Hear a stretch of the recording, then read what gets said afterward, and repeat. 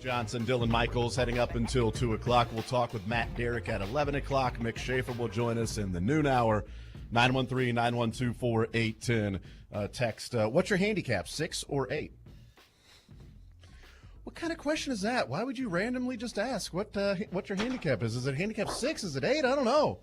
I'm not sure. I haven't kept track of my handicap or not. We need to argue about let's get to the bottom of this. Let's see who's real handicap. That was, I don't know, was that as relatable of any presidential debate we've ever seen as two guys arguing over if they're inflating their handicap or not? I can outdrive you. I mean, you're lying about your handicap. I am not lying. You are the one lying about your handicap. All right, sandbagger.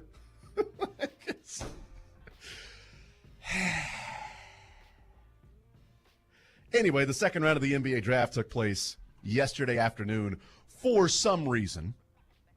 I'm not sure why. There's probably somebody out there when it comes to television that is smarter than I, or at least maybe is in a position that can make some of those decisions, and they have their reasons for that, but whatever. The second round happens. Johnny Furphy goes number 35 to the Indiana Pacers. Kevin McCullough goes 56 to the New York Knicks. And, you know, I was on a station in Indianapolis this morning talking about Johnny Furphy and what he can look like in the NBA and why he slid to 35.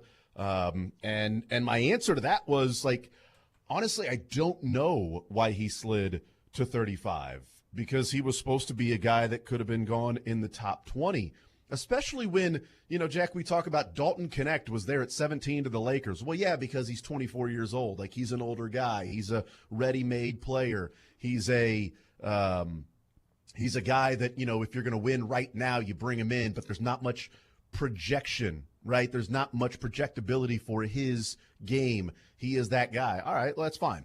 Well, then that would be the exact opposite of Johnny Furphy, a guy who is a smooth shooter, has a really beautiful form, and is an efficient shooter, is not a guy that creates on his own. Right now is a liability defensively, but he's not a perfect player, which is why he's not a lottery pick. You know, but it was surprising to see him not go in the first round. I don't know the reasons why, you know, essentially he slid. But, you know, I'm curious of what his game's going to look like. And I'll also say this, Jack, and get your thoughts on it. I know some of the reaction was, man, if he's going to go 35, why didn't he just return to KU and get that pretty nice NIL deal that was, you know, reportedly out there for Furphy to return to school, and then increase your draft stock and then, you know, come back next year. And I've always pushed back on that to a degree, Jack, because I don't think you get to press the increase your draft stock button and then you return the next year. Now all of a sudden you're a lottery pick because you, quote, increased your draft stock because you went back to school. It's not, you know, linear like that. It's not a straight line that if you return, you're going to be a higher pick. That's not always the case. I'm not sure why he slid, but I also don't think it necessarily would have been a better decision to return to KU to make sure that he would have been a first-round draft pick next year. Yeah, you can't really predict the future when you are talking about a player and their improvement from year to year. Yeah, you would like to say a freshman gets better in his sophomore year and a sophomore gets better in his junior year, but it's not necessarily the same, and we've seen a few guys. I mean, I think Kevin McCullough's a good example here. Kevin McCullough returned back to KU after he got feedback, and what happened? Well, he was really good to begin the year and then battled injuries the rest of the year, never really was the same, and he goes second round. Maybe he would have been second round last year. Maybe he would have been able to go high first round, something like that. But I think the only frustrating part for both those players is it was a weaker draft class. But as for Johnny Furphy, I think he got the feedback from the league in, hey, you're going to go anywhere from 20 to 30 in the first round. And I'm sure there were people in his camp saying, hey, it's smart in a draft class like this to try it out here. You're a 17-year-old, 6'9" wing that can shoot the ball. That's going to play at the NBA level. And then on draft night, things happened. Guys went earlier, and the deeper it got into the night, the more I think everybody realized he's not going to go first round.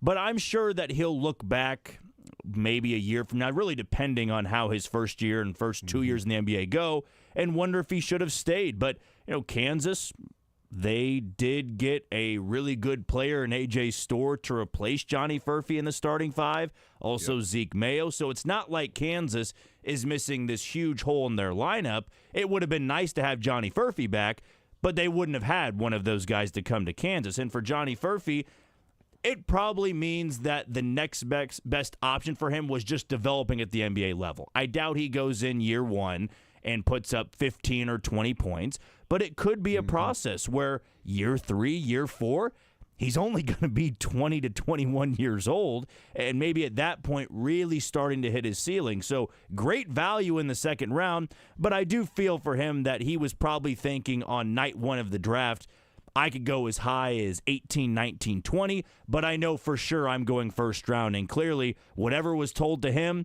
was not the truth. Because to fall that late into the second round, that does suck for him. Well, and you don't really know, like, let's say, I'm going to throw a team out there, Cleveland. Let's go with Cleveland here. Maybe Johnny Furphy was like, Cleveland looked at him and said, we like Johnny Furphy. We're thinking Furphy or Jalen Tyson here at number 20. But man, we really like Furphy. Maybe it's a little too rich for Furphy. Let's go with Jalen Tyson. But we like him in this range. Well, Cleveland doesn't pick again until later on after 35. So, there might have been a team that picked in the teens, that might have viewed Johnny Furphy as this is a guy we would take. Our board says he's anywhere from 20 to 30. But different boards work out different ways, and those teams that were selecting in the 20s to 30s obviously had guys that they felt like were like Baylor Shireman for Boston. Like, okay, we're getting a guy who's ready-made right now. We're trying to win another championship. Okay, the Pacers are building, and they're going to take a guy who is a project that can help space the floor. It's what the Pacers like to do. He is a defensive liability right now. He's not getting on the floor for the Boston Celtics in year one. Being a defensive liability. Shireman can. And so Boston may have looked at Johnny Furphy and said, yeah, we think he's right around this range too. But it's not what we're looking for specifically right now. There are different things that we're trying to accomplish. And some of those teams later on in the first round are trying to accomplish different things. We're trying to win a championship right now. And Johnny Furphy's not going to help you win a championship right now. I don't know how much he's going to see the floor because I don't know how much you can play him without a team specifically attacking him. Like, teams would attack him at the college level. Like, teams are going to do that at the NBA level. He's going to have to improve a lot from that standpoint. To me, that's going to be the focus, has to be the focus of his game right away, is defensively getting better, not getting locked down on screens, being able to guard and keep somebody in front of you, getting stronger. Because I know he can shoot. I know he can work in transition. He's athletic enough to do that. I know he can do some of those things at the NBA level. But, as much as, people that don't watch the NBA and say they don't watch the NBA because they don't play defense, which is odd to say they don't play defense, but you also said that you don't watch the NBA. Regardless, they do play defense in the NBA, and it's tough because there's really skilled players. I don't think he sees the floor. And I think that's one of the reasons why 20 to 30, he might have been in that range, Jack. But it doesn't mean a team that has him in that range views him as somebody that's going to help them right now, as opposed to Indiana says, well, we're going to take this guy, project, and maybe in a couple of years he's Sam Hauser, right? If the Celtics are going, maybe in a couple of years he's Sam Hauser. Well, we already have Sam Hauser. We don't need somebody to grow into that guy. We already have him. So I always wonder about that, like a team that may have, if the Cavs were picking 25th instead of 20th and Tyson's gone, is Furphy a Cav? You know what I mean? Like, he slid to 35, but there are other circumstances that might have taken place there. And the concern you would have is, let's say Furphy returns to Kansas, and he's essentially the same guy, and he can't create his own shot. And now it's another year of saying, okay, well, now he's a sophomore at Kansas. He got more efficient shooting, but that's to be expected. But some of the issues that were there, he's not defending the way we would like, especially if you're, a Bill Self. If there's one thing I do think Furphy would improve on, it's playing defense under Bill Self in another year. So I do think he'd get better at that. But the limitations to his game are creating his own shot, how high his athletic ceiling is, and playing defense. I think one of those things could improve. But if he can't create his own shot another year in college and doesn't show that as he's growing and aging, he's getting a little more athletic, I don't know that he's in the first round next year. or in the same spot he is right now, especially with, like you talked about, Jack, it's a great point, a weaker draft. So take advantage of a weaker draft and get there and go play. And pointing out Kevin McCullough is perfect because I don't think Kevin McCullough planned on returning and then having to deal with a knee injury. You know, if somebody would said, hey, Kevin, second half of the season, you're going to be in and out of lineup with a knee injury, dude. Well, hell, then I'm going pro right now because I don't want to have to worry about being a year older and now injured entering the NBA draft. Like, that's a terrible combination. And the NBA questioning Kevin McCullough and saying, you know, did he get better or is he a year older against players that are the same age that are coming into college and he's asked to do more, so he's a higher usage guy? Is that why his numbers are up? Did he actually improve? And, oh, by the way, now he's got a knee issue. Yeah, I mean, Kevin McCullough was one of those guys, too, that I think made the decision after he got the feedback from the NBA draft of, I'm going to go back and be one of the leading scorers on this team. I could be the go-to guy. Yeah, I mean, Hunter Dickinson was coming in, but different positions, and we knew that it was going to be a 1-2 punch of Dickinson and Kevin McCullough. If Johnny Furphy had the same feedback and they said, hey, you're still really young, you can't defend that well, we need you to create your own shot off the dribble, go back to college and then come to us in a year and we'll see where you're at. Was there any guarantee that Johnny Furphy was going to be the alpha for this Kansas team? I mean, when he went and tested the waters, Bill Self and his coaching staff were not going to act on, well, he may come back, so let's just leave him a spot here. They would have continued to recruit and get the best possible guys, and then it almost forced the hand of Johnny Furphy of, well, I probably need to stay in the draft here because if I do go back, I'm either fighting for a starting five spot or I'm not getting the amount of minutes that would be great to showcase what I can do. I think this was his best option, a roll of the dice. He didn't end up going where he wanted to go, but he's a developmental prospect, and that was kind of the same going into his freshman year at Kansas. He didn't start. He really didn't get on the floor in the early parts of the year, and yet we'd hear Bill Self say he's going to be the best player that we have on this team, and everybody's going, how is it not Kevin McCullough? How is it not Hunter Dickinson? And one of the times he had said that for one of his past teams was Joel Embiid. I'm not saying Johnny Furphy's Joel Embiid because Embiid is an MVP winner. He was a top 5 pick. Totally different player, totally different position.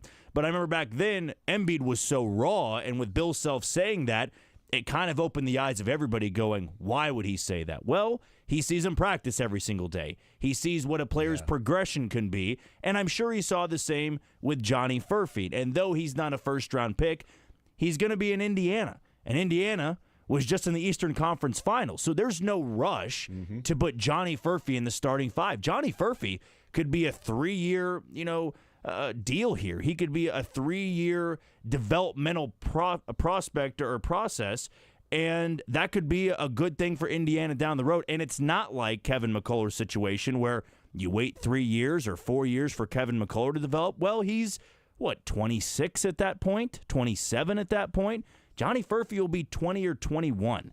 That's going to be some of the first-round picks coming up 3 years from now. So I do like the upside there, but you're exactly right, Jason, where I do think he fell for a number of reasons.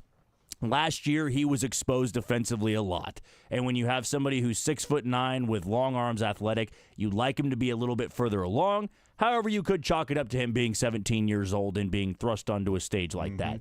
I thought he was a great spot-up shooter. I did not think he was the best at creating his own shot. And in the NBA, you do have to do that. Ochai Agbaji in college, I thought he did a really good job of being a spot shooter and then creating his own shot the final year he was at Kansas. Hasn't really translated to the NBA level because the talent's just that much different. And I'm sure some teams drafting first round are going, do we really want to spend a first-round pick on a guy that may take 3 years to develop or 2 years to develop? I think they wanted to be a little bit more aggressive and have a guy who can play right now. And maybe Furphy, in the eyes of some front offices, some NBA scouts, just won't be ready to play big-time minutes for 2 years. Yeah, and you brought up something in terms of returning to Kansas and being viewed maybe from the NBA and saying, hey, we'd like to see you be the man. We'd like to see if you can take over that role. Like last year, Kevin McCullough, you're returning to Kansas. You're going to be the guy, the go-to. You're not going to be a role player. Your role is to be the player on Kansas, to be that alpha male. And I think Kevin McCullough had it in him to then be the alpha male. I don't know anything about Johnny Furphy, personality-wise or anything like that.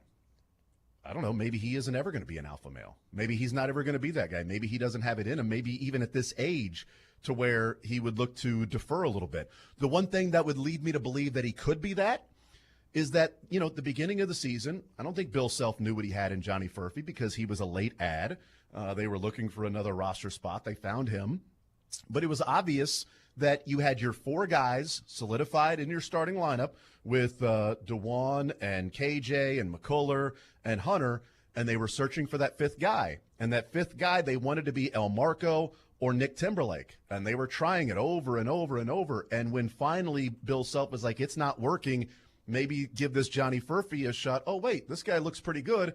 And then he inserted him into the starting lineup. So credit to Johnny Furphy that when he got the opportunity, he sees that. So maybe that is an indication that if he returned, he could grow into that alpha male. But I think that's a bigger deal because, like, DeMar DeRozan coming out of USC, he still went top 10, but there was talk about him going in the top 5 or maybe 2 or 3, but people didn't believe he could be an alpha male for a team, so you're not going to take him in the top 5. Like, he could never grow in. Andrew Wiggins, it was, can he ever be a guy that's going to be overly assertive as the number 1 pick? Like, there are questions about guys in being that if you're going to take them.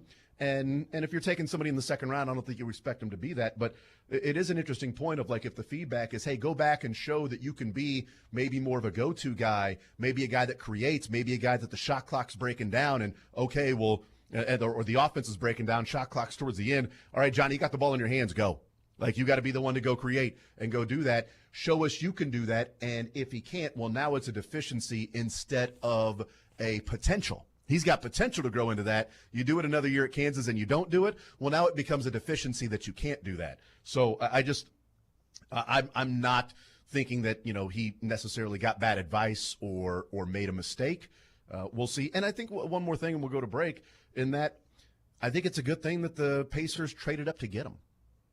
It's a little different if you're going to give something up to move up and get a guy that says that, hey, you know what, he shouldn't be here. We're going to go and get him. And maybe they invest a little bit more and a little more time in somebody like that instead of, well, we're picking here. It's like pick, 60 or whatever. Let's just go ahead and take this particular pick and we'll be fine. No, they traded up to get him. And so I think that's an interesting point. We'll take a timeout. We'll come back. More Zone next.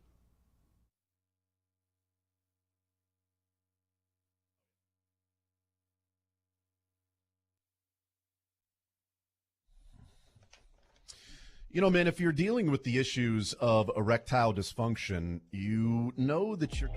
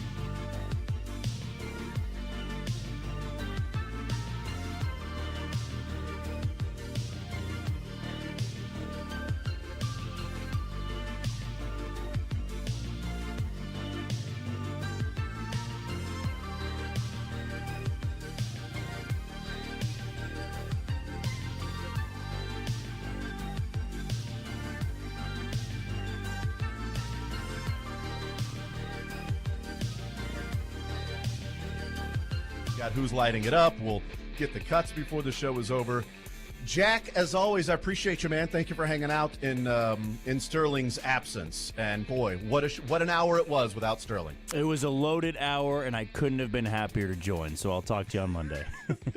Thank you very much. You know what? Without Sterling, you know what Sterling's doing right now? He's arguing about his handicap on a golf course with his buddies. Yes, he is. That's what he's doing right now. That's exactly what's going on. Jack, safe travels to Wichita. Appreciate it as always, buddy. I'm leaving now. There you go. So you get there. You've got 3 minutes to get there. Go. All right? It's the Wolf on Pulp Fiction. That's 30 minutes away. I'll be there in 10.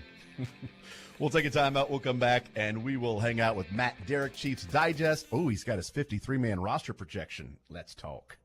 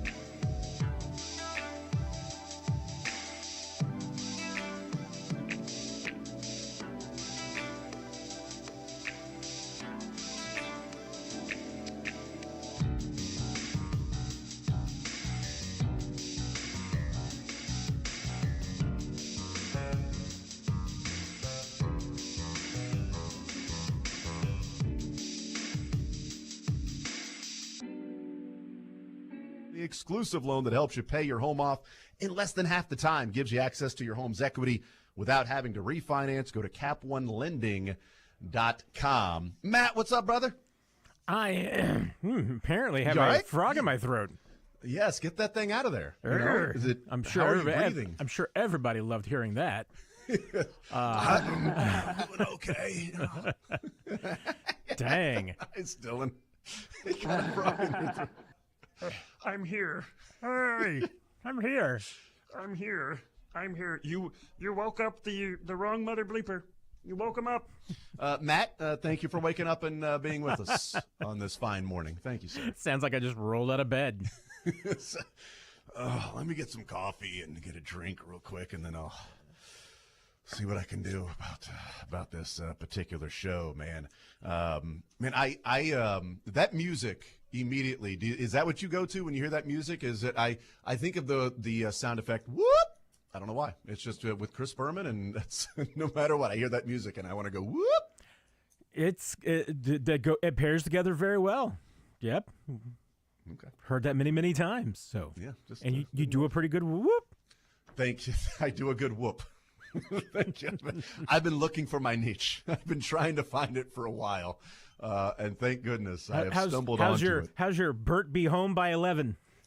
There you go. The Natron means business. That's right. Yes, that's right. Matt Derrick, Chiefs Digest, 41 is the Mike podcast. There's about 15 different topics that I want to talk to you about.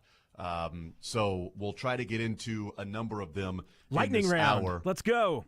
Yeah, more than likely we'll talk about one. But there's 1, 2, 3, 4, 5, 6, 7, not 15, but 7 different topics that I want to get into and talk about things with you. But I want to start with some actual football discussion and what you have at ChiefsDigest.com, the rosterology that you put out earlier this week. 41 is the Mike podcast. You and Nick Jacobs going through the reasoning for some of the decisions you made when you put that out on Sunday at ChiefsDigest.com. And so people can go and check that out with a few days to go, 2.5 weeks to go until July 16th gets here, and the Chiefs will be reporting to camp. So one of the things that I'm wondering is, we start off when somebody's putting together their 53-man roster. There are a couple of things that are no-brainers of like, hey, the quarterback, they're going to take 2. Here are the 2. And maybe there's a chance this person makes it, but here are the 2. What were the real difficult decisions? What were the ones that you sort of wavered on and went back and forth before you had to, press, print, before you had to press publish, you had to press go and end, submit, whatever it is? What were the 1 or 2 of those difficult decisions that you were sort of wavering on and going back and forth on? Yeah, and there's one caveat for me, which is that right now, I'm basing it on what I've seen, not on what I think is going to happen, because I don't know what's going to happen when the pads come on. Once again, there are guys who can disappear, there are guys who all of a sudden show up. So this would be, hey, if the Chiefs had to put together 53 right now based on what we've seen. So there's a lot that can still change. I went through this, and I count 70 players that I think have a legitimate chance at making this team. I think one speaks to the depth of the group and the talent that this team has acquired and where they're at. But when it comes down to Can I offer a quick little sidebar with that? Go for it. It popped into my head.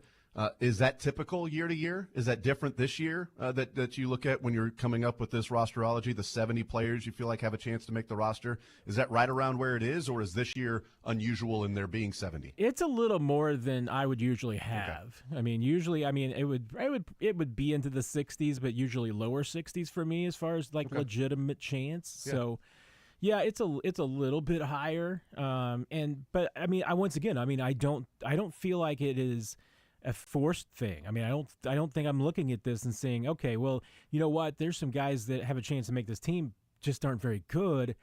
There's guys that legitimately might not make this team who absolutely should be playing in the NFL. Yeah. So, I think that's different. But yeah, so sorry to get you off track there. No, it just popped into my head. No, you're Yeah. good. But when you're talking about what was the most difficult decision, I can tell you flat out. My last decision that I made after I made my first pass at the roster, and the most ridiculous thing was that my first pass, I came out with 53 players. Usually that doesn't happen. Usually I'm at like, okay, I got 55 or 56. I got to start whittling down here. I had 53, but I had 6 wide receivers, and I had 4 tight ends. Makes sense. And it was just coming down to, I mean, I was going back and forth on the last wide receiver, and then it becomes, okay, tight end versus wide receiver. I mean, and the 3 players who were involved were Sky Moore, Kadarius Toney, and Irv Smith. And it comes down to a little bit about, what's your investment, and you've got a sunk cost into Kadarius Toney.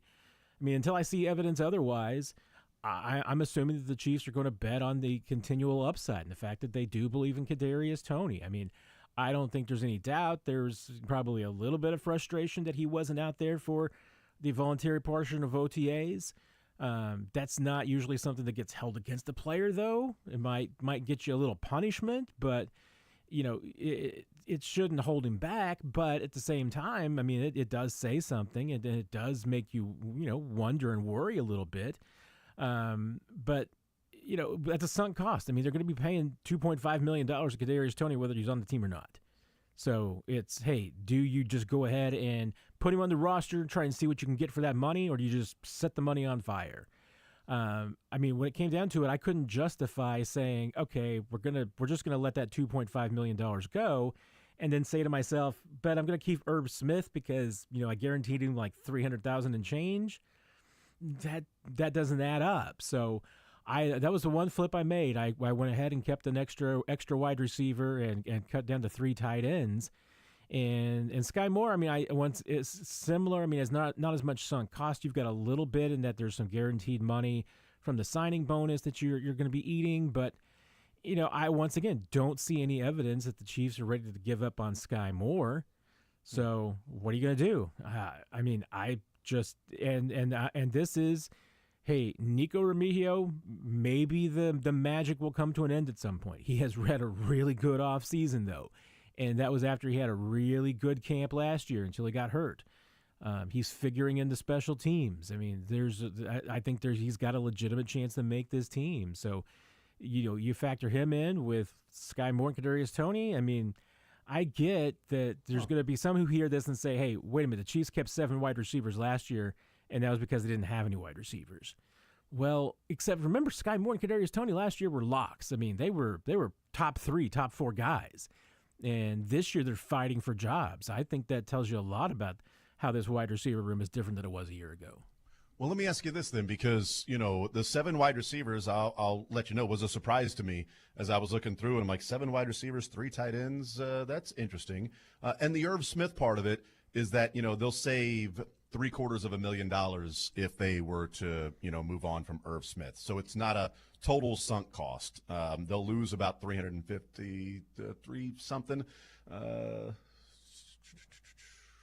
They'll lose like 370. But overall, they'll gain $750,000 back in the salary cap. So it's not the total sunk cost like Kadarius Toney. So that's maybe negligible to move on from Irv Smith and go Kelsey Gray and Jared Wiley. But specifically with the wide receivers, and we can get into the tight end part of it if they want to keep 4 or 3 and what the decision may be from that standpoint. Last year, they keep 7, and you're right. The conversation was at the time like, oh my goodness, they have so many guys. Who could you possibly cut on this team? They have so many different receivers. And as we look back, we realize that when your top 3 are MVS, Sky Moore, Kadarius Toney, you don't really actually have that many wide receivers. This year, is there a keeping of Nico Remigio in your mind more of a, no, this guy actually gives us something and is of value, as opposed to last year where we're going to keep Justin Ross because we really don't know what we have overall with our wide receiver group, like more established players that if they take 7, it seems like there's more of a strategy of each player will bring this and that, and Remigio has earned his way on this roster rather than such an unknown with 5, 6, 7. So let's keep all these guys. Fortson went down and made the decision a little bit easier to only keep 3 tight ends. Yeah, and to me, I mean, Remigio and Ross are you look at them both very differently because I think that the idea with Ross was, hey, if this guy had had a healthy college career and played a few more games, he's not an undrafted guy. He's a very drafted player. How high? I mean, would he have been a first-round pick? I don't know about that. I mean, maybe he's more of a second or a third-round guy, but I think that was the idea that, hey, you're getting a talented wide receiver here at a discount because of the injury history. With Remigio, it's just, hey, he's undersized, smaller school, all of these things. I mean, there's definitely a lower ceiling on a guy like Remigio. I'm not trying to limit him and saying that he can't have a great career. I mean, Antonio Gates had a great career, undrafted. But, you look at players of Nico's model and everything. I mean, you would say, hey, if this guy turns into Albert Wilson, if he becomes a 500-yard guy, you'd say, hey, that's a valuable player on a team. Mm-hmm. And he can do a lot more. I mean, he can do a lot of things on special teams. I think he has improved his size and his strength this year from what we saw last year. So I think that does make him a little bit more valuable on special teams. But even as a return specialist, there's things that he can do. So that's not something you would have used Justin Ross for. So he has more utility to me. But, is it a lower ceiling? Sure. I mean, I don't look out there and see Nico Remigio and see a great deal of athleticism and just craziness. I see a guy who's just a baller. I mean, the kind of, red A. He plays with his hairs on fire. I mean, he makes great plays. With Ross, you see, okay, yeah, there's incredible athleticism. It's just a matter of, can he harness it and put it in the right direction? I mean, they're so completely different players, but yet you're going to be evaluating them against each other. I mean, Ross is in that collection. I mean, there's more guys at that receiver spot than just the 7 I have on the roster. I mean, Ross could make it. Montreal Washington, I think, has a compelling case. I think it's tough for him, but he's got a compelling case. Cornell Powell is doing the typical Cornell Powell thing of looking like, you're owning OTAs. And, like, maybe you're just tempted to say maybe this is the year he breaks out. I don't know if that's going to happen, but you got to put him in the conversation too. So it's not, you don't go into the camp just thinking, okay, there's 6 or 7 guys that you're choosing from. I mean, the Chiefs do have a fairly deep group there.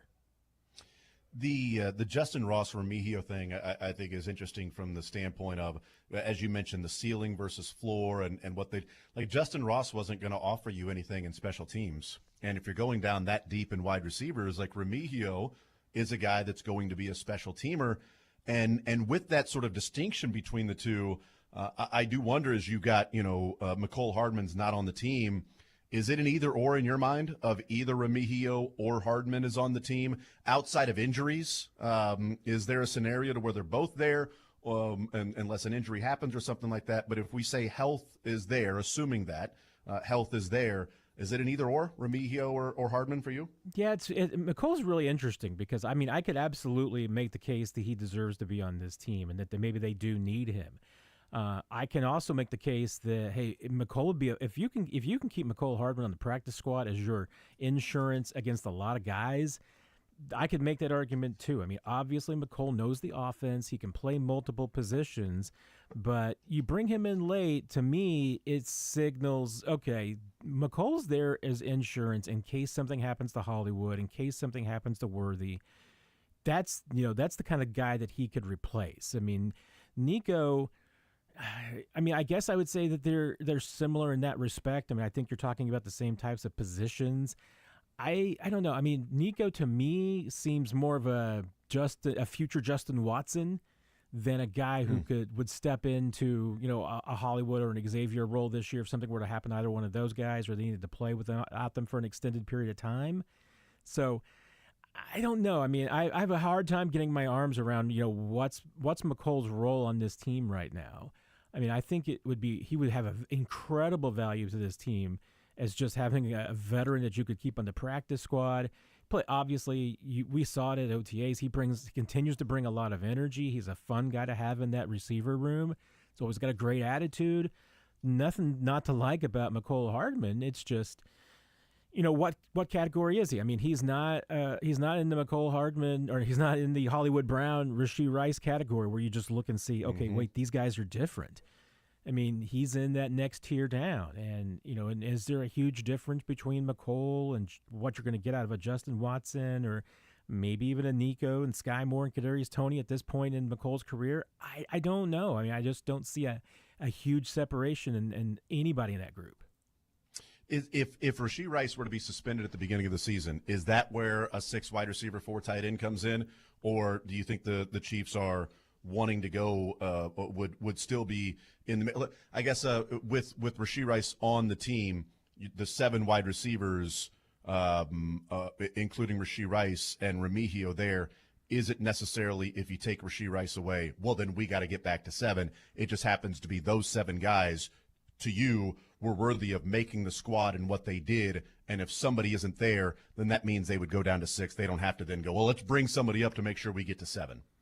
If that makes sense. Kind of a convoluted way of asking what may be a simple question. Yeah, no, it does. I mean, and I don't know. I mean, I feel like that the Chiefs wouldn't, if Rashee Rice gets suspended, I don't think they're going to change their entire philosophy or anything. Mm-hmm. But then it does become a question, what is your greatest strength? If you don't have Rashee Rice, is your greatest strength, still playing a lot of 11 and 12 personnel, putting a lot of receivers out there on the field and not as many tight ends? Or do you now feel, okay, you've taken away one of your 2 biggest weapons, you've now got Hollywood out there, but now are you better off maybe playing a little bit more 3 tight end personnel? Because I think at that point, tight end group becomes a bigger strength to you than the wide receiver group, because the tight end group will be deeper. I mean, I was looking at this, the Chiefs have never had 3 tight ends go for 200 yards or more in a season. That kind of surprises me because I thought, there's a few times, especially, even in the Andy Reid era, they had 3 tight ends that could play a little bit. And even in the past, I mean, they've had some decent tight end duos and trios. I thought it would have happened at some point. Never has. I mean, Noah Gray has been consistently a guy who goes over 200 yards. Obviously, Travis Kelce is going to go well over that. And Jared Wiley's going to go over 200 yards. I mean, I would be absolutely stunned if he doesn't. So I think that's where all of a sudden now your tight end group becomes a little bit more of a positive. And now instead of playing as much 1 and 2, I mean, do you increase it and play a little bit more 2 and 3 per tight end personnel? I think that could be a possibility. And so, yeah, I kind of think that if you had to play without Rashee Rice, that to me, even though I'm carrying 7 right now, I think I would change my philosophy to 6 wide receivers and go back to 4 tight ends. Yeah, and just looking at like last year to this year and analyzing those 2 and just names of who's in certain positions, that if they go 3 tight ends, right, with Kelce, Gray, and Wiley, as you've got on the rosterology right now, if that's the case, compared to last year where it was MVS, Sky Moore, Kadarius Toney, and then Justin Watson as your 4th wide receiver, and then your tight ends were Travis Kelce, Noah Gray, and Blake Bell because of Jody Fortson, you're trading MVS, Sky Moore, Kadarius Toney, and Blake Bell for Hollywood, Rashee Rice, Xavier Worthy, and Jared Wiley.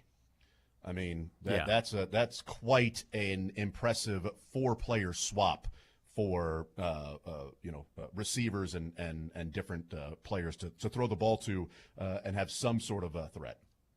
Yeah, it really is. I mean, it's a dramatic change. It's dramatic, yeah. And and I mean, I'm really intrigued because to see what the Chiefs can do with that tight end group. Because I mean, we've talked a little bit about Wiley. I mean, some of his playing time is certainly going to come at the expense of Travis Kelce. I mean, I know there's been a lot of talk about his playing time this year, and Andy Reid saying, "Hey, if Travis wants to wear himself out, we can wear him out there." Wear and tear me, baby. Put the load on me. I mean, I think they still want to try and give him a little bit more time off, and now they've got a guy who can legitimately do that, because now it's not like you're taking a round peg and replacing it with a square one. I mean, he's a round peg too. I mean, he is much more of a Travis Kelce style of tight end than Noah Gray, or certainly, I mean, Blake Bell size-wise would be, but just not skill set-wise. And I'm not trying, once again, not trying to put the pressure on Jared Wiley saying he's the next Travis Kelce. It's just that, you put that guy on the field and he's got the size and the athleticism and the strength to do things that Noah Gray can't do. I mean, Noah Gray can do things Jared Wiley can't do. You're going to use them differently and use them in different spots. And it certainly doesn't mean that you can't do 12 personnel with Kelce and Wiley. I mean, I think you're going to see that. But you now have a guy that, hey, if you wanted to give Travis 25, 30% of the plays off, instead of, the 95% of plays that he once played not that long ago, you can give him that now. Yeah. Yep, absolutely. Matt Derrick is our guest, Chiefs Digest, and 41 is the Mike podcast.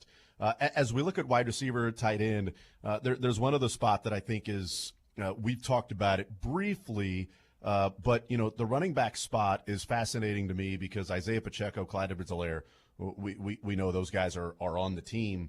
But after that, it's so wide open. And I don't remember the last time that I've looked at a Chiefs running back room and felt like I have no clue who the number 3 running back is. Like, I don't even know who the leader in the clubhouse would be at this point. And how enamored are they with whether that be Carson Steele or Emily Bailey or certainly Luis Reese-Zamet. At this time last year, people were talking about Deneric Prince and how good he looked. And Keontae Ingram's a guy who's actually got some NFL experience with those guys. How do you break down the running back group? And, do they sacrifice a running back and go with 3 of them because nobody really stands out at number 4 to then add a tight end? Or do they go with 4 running backs because it's a little like the wide receiver group last year after Pacheco? Yeah, the running back room is another interesting one, and what complicates it is, to me, is Luis Reese-Zamet, because I think he's going to make this team. I mean, he's in a really good spot to do that. Once again, it's going to come when the pads come on, because you don't know what kind of a football player he is. You know what a rugby player he is. We learned a little bit about what a flag and a touch football player he is during OTAs. And obviously, he's got the athleticism. He can do it. I mean, and he could be a really important, I think, chess piece on offense and a really good special teams piece. We'll find out what happens when they're hitting for real. But right now, I think you're keeping him on the team. But as a running back, is he a guy that you're going to give 15, 20 carries to? No. I mean, he can do certain things, and they're teaching him, and throwing the football to him is going to be a big part of it. We haven't seen him really do a lot of just traditional running plays, and I think that's, part of the expectation is just that he's not going to do that. I mean, if you're going to put somebody in the backfield, that's going to do, get a lot of touches, get a lot of snaps, do a lot of pass blocking, Reese-Zamet's not your guy.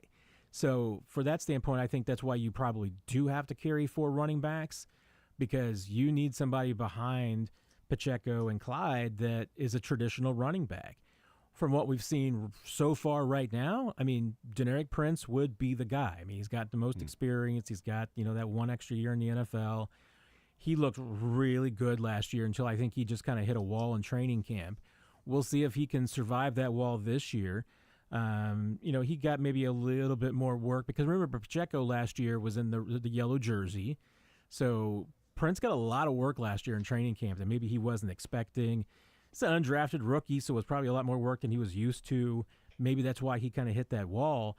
I'm looking to see if he can, kind of extend and push himself past that this year. But, hey, Bailey, Keontae Ingram, Steele, I mean, each of those guys are a different flavor. I mean, Andy Reid likes to talk about that. I mean, they're different style running backs. Carson Steele would be more of a traditional fullback if you wanted him in that role. Bailey is just a little bowling ball. I mean, I don't want to put the pressure on him of calling him Maurice Jones-Drew 2.0 because size-wise, he's probably more like 0.9 version. He's kind of a maybe you tried to make Maurice Jones-Drew, but this one just the mold didn't come out quite right.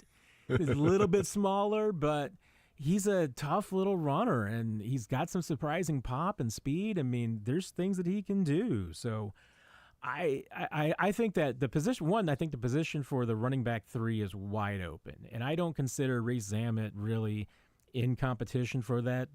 I mean, I kind of just consider him an extra piece.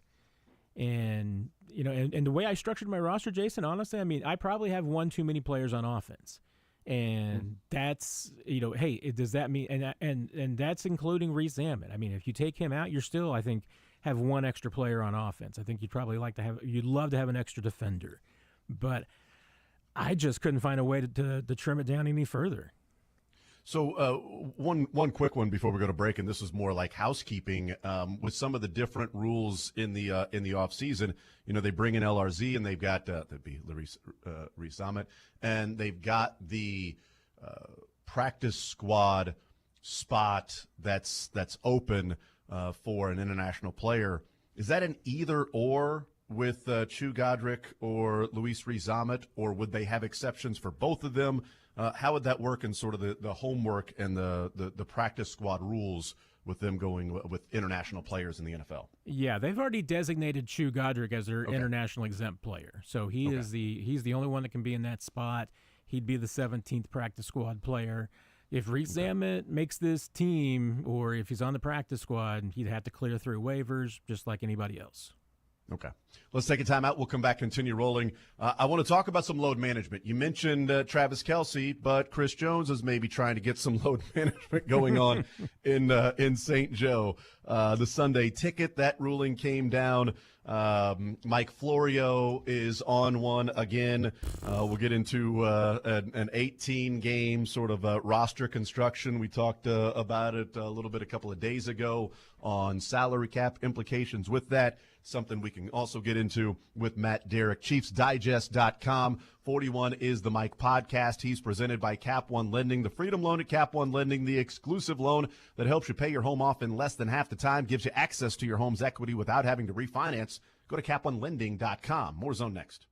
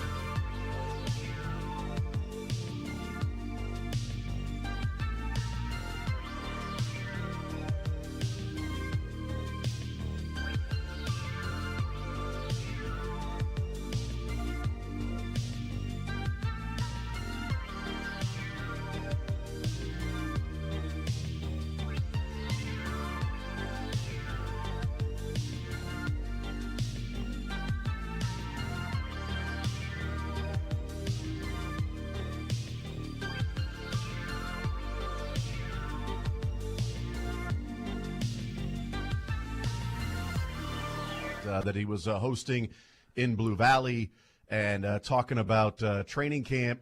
And he said to Jesse Newell, said, listen, man, I've already been talking to Andy about it, about, some load management, some training camp days off. Let me skip out on training camp. I'm a little older, right? I can feel it. I can feel when we have a day on training camp. Give me like 2 days off and 1 day on then, and we maybe can work something out, When asked about Andy Reid's response, he said, quote, he just looked at me, so the conversation is still ongoing. If I'm able to do a day on, a day off, or a day on and a half day off, I can do that. I think it's pretty fun. So he also said the mindset's always the same, being in the best shape you can be in, find a way to interact with the community, but also be yourself, doing a good deed, and talking about the contract. Like, I don't think my mindset ever changed year in, year out.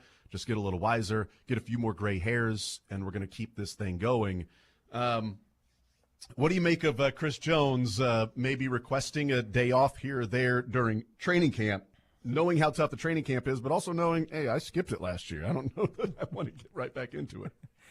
Yeah, I mean, we've all had fun with hey, Chris Jones just proved that training camp doesn't matter.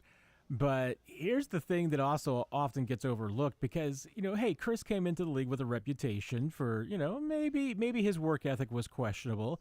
He's done nothing in Kansas City but prove the exact opposite. His work ethic has been absolutely exceptional. And it wasn't like he was sitting around in Miami, eating cookies all day long. Mm-hmm. I mean, he was obviously keeping himself in football shape. There are some guys in the past that when they have held out and skipped camp and everything, they didn't work probably as hard as Chris Jones did. I got a sense about what Chris did to take care of himself and to keep him in shape. And if he hadn't been doing that in July and August last year, he wouldn't have had the season he had last year. So I think that's part of one element of it is, when we talk about training camp and Chris Jones kind of showing, it doesn't matter that much. Chris Jones had his own training camp, and it was probably pretty, maybe not as grueling as an Andy Reid training camp, but it had its own elements to it. But, I mean, hey, there's a reality. I mean, Chiefs, they do have a history with their older players of trying to back them off a little bit and giving them a little bit more, extra time. I mean, especially in season. It's just, it's been a while since we've seen a Chiefs team that's had guys deep into their 30s and older guys. I mean, really, they haven't had too many players in that kind of category the last few seasons. You have to go back to kind of Tamba Hali days and everything when the Chiefs had an older player. And even when Justin Houston wasn't as old as Tamba, but, they had to manage his workload because of the knees and everything. So, I think there is a certain veteran prerogative. Travis probably has earned it too, that if, you want to give those guys a little bit more time off. And sometimes Andy Reid's version of time off and the team's version of time off might be a little different. So it might be, okay, Chris, you're going to go 75% on this day. Maybe not a full day off, but I think they'll find a way to figure out how to give him a bit more rest and to take the workload off a little bit. Yeah, I am curious how much there will be a part of that because, look, I know that Andy Reid and his training camp is well known to be a little more difficult or the most difficult in the NFL. We see players talk about it constantly. They talk about it all the time. And you do have players that are aging. And I remember, Tamba Hali used to, not practice during the week and then play. Now, that's not training camp and a little bit different with regimes, et cetera. But, not practice, go and play because they tried to find that right mix of how do you have him fully ready to go. And I know that Chris Jones did not go to training camp last year and still had the double-digit sacks, last year. But it's also not the best strategy of, he's just going to miss training camp every year because we've seen guys, and whether you're working out on your own and showing up in great shape, we also see guys that miss training camp get injured a pretty decent amount. And also he only played 50% of the snaps against Jacksonville in his first game from not having any training camp. So that's the extreme, obviously. And week 2, we can throw that out because he only played 30%, but everybody played minimal snaps when they were just destroying the Bears at halftime. So he didn't have to. But then he got into a 75, 80, 85% mark after that, starting with that Jets game in week 4 or his third game. So I do wonder how much there is that balance because Travis Kelce said, wear and tear, wear me out, put the load on me. But I don't think he was talking about, every day in training camp do that sort of the entire year. Andy Reid, while he runs a pretty tight ship in training camp, I also don't think he's dumb. And I also think he knows that when guys are getting up there in age, there are times where, we're not going to give you the day off, but you don't actually have to participate. You don't necessarily have to participate in everything you typically would be participating in today, being somebody who's in their 30s. Yeah, exactly. I mean, and that's the, like I was saying, that's kind of the easy way that you can give some guys a break is just, back off their workload that day. Maybe they're still out there for practice, but they're not taking as many reps, not taking as many snaps. Maybe you have them out there for installs and drills, but maybe they're not out there for 11 on 11. I mean, there's different things that you can do to manage their workload. And that's the thing, we kind of talked about this a little bit last week with the analytics. I mean, they track these guys down to absolutely incredible minimums. I mean, these guys get on one of these biometric scales every morning, that's designed to, especially at training camp, to see, okay, how much weight are you losing? How much are you gaining? What's your water retention? All of this stuff. They're testing them to see if they're hydrated enough. I mean, and they're checking their speeds, their quickness, all of these things with the monitors that are on them and the chips and everything. So they've got so much data on the health of these players, and they do factor that into how they manage their workloads during training camp. And I will say this about Andy Reid's training camps. I mean, they have changed in the years even that I've been covering them. And I mean, that goes back to 2016 was my first full-time camp. I mean, they've changed. I mean, some of it's because of the CBA, so the practices are shorter. But the one thing that you hear every player who comes in here talk about the difference between an Andy Reid training camp and everybody else's that they've seen is that there's no wasted motion. These practices are crisp. They are timed down to the second. There's not for the most part, no standing around. Sometimes some position groups get a little bit of a breather while they're waiting for something else to finish up. Maybe their position coaches give them a little bit of break. Sometimes the offensive linemen, because they're out there for a lot of snaps, they may need a little bit of work, a little bit of rest. But it's the intensity and the pace. It's not like he just goes out there and runs these guys into the ground for no reason. He's got a purpose to everything that he does, and and one of those purposes is getting those guys for the regular season and getting them ready for there's going to be some time in December that you guys are going to need to go out there and grind out a 17-play drive to put the game away. Well, you're going to learn how to do that in July. Visiting with Matt Derrick, Chiefs Digest 41 is the Mike podcast. We will take a time out. We'll come back, and I want to talk about a couple of things. One, the story from Mike Florio. We can get into that because it seems to be a theme that's going on dating back to December with Chiefs players. We'll talk about that. The Sunday ticket lawsuit. The NFL lost. Was pretty surprised by that, especially considering that the NFL had no problem putting their guys up there and testifying publicly in court as saying, like, we've got nothing to hide. We think we're in a pretty good standing here. But they lost, and damages could be severe, maybe 20 years down the road when they may actually have to pay after all these different steps they'll go through in the legal process. So we'll talk about that. We also got into a discussion yesterday.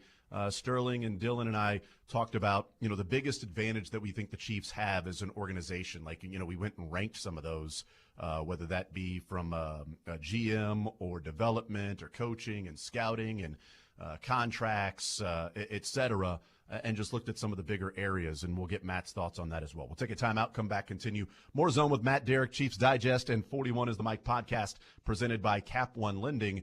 We continue with more right after this.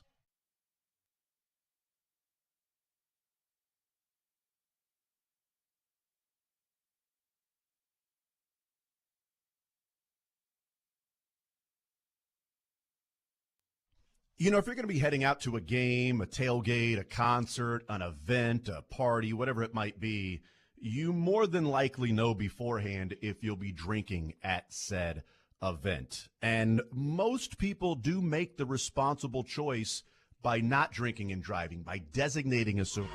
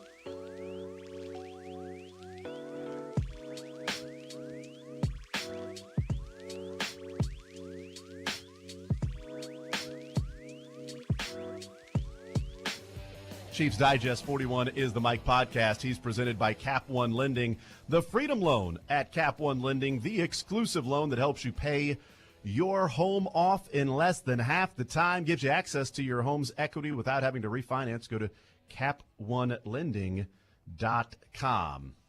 All right, Matt, so there's somebody else that we got to discuss as to whether or not they're going to retire soon. Andy Reid. Please tell me it's Mike Florio. Is he retiring?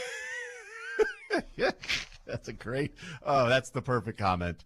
No, it is not. It is not Mike Florio. At the same time that he has all of the Sunday tickets. I know, exactly. Right? At the same time, he has all of the Sunday ticket stuff to discuss, to dissect, to break down. Brandon Ayuk, where he's going to end up, Tua, and if he's going to get his contract extension, et cetera, et cetera. At the same time, he's also searching for things to talk about. And I actually debated as to whether or not even bringing this up, but, we're in Kansas City. We're going to hear You just about did it because you want to poke the bear. I mean, I guess. Yes, it is. I'm going to poke the bear. It's not even Fat Bear Week. I just want a little taste of Fat Bear Week here. Hey, bears are showing up, by the way, Jason, so. Let's see. There you go. See, they're coming out of hibernation. Mike Florio writes that when I spoke to Chiefs quarterback Patrick Mahomes after last December's win over the Patriots, he had to ask himself whether he's 27 or 28. Well, he's 28. He'll be 29 on September 17th. And as he gets closer to 30, the questions about how long he'll play are inevitable.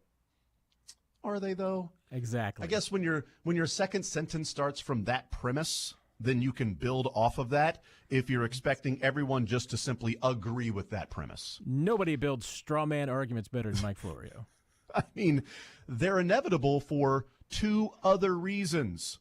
First, the latest Mahomes ad for Coors Light, which has a recent habit of cheekily tiptoeing around the prohibition on active players doing beer commercials, says that the commercial will be put in a time capsule until Mahomes retires. So when will that be?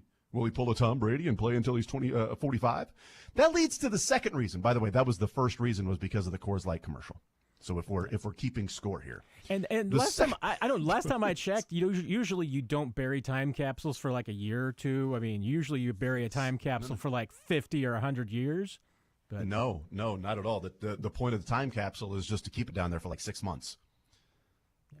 Do you remember what we did 6 months ago? Let me check this out. Oh, that's right. We were talking about I remember 6 months ago, Mike Florio put in a time capsule that Andy Reid was going to be retiring. And now he's signed through 2029. So your mileage may vary. The second reason, via Marca.com, is Mahomes' mother recently suggested in a podcast appearance that Patrick might not stick around until he's halfway to 90.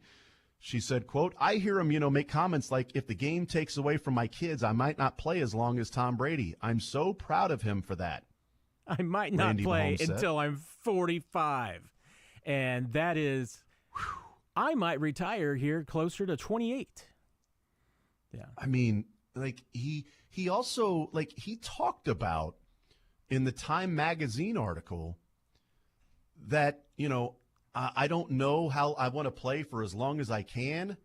And I see my daughter, and if I play as long as Tom Brady, she'll be like 19 or 20. And if I start to get to a point, and I'm paraphrasing here, where it's taking time away and I can't spend time with her enough, then I'll call it quits. But he's also playing right now while she is in her pretty younger years of life, pretty formative years of being around your dad and being around your parental units. This is kind of a big part in kids' lives as well. That, yeah, you want to be there for a lot of things. And luckily, as opposed to like baseball, the NFL does give you your nights off.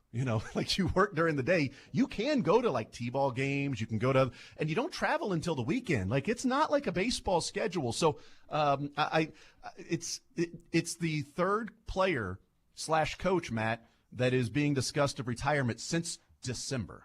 Andy Reid, Travis Kelce, and now Patrick Mahomes apparently as a 29-year-old.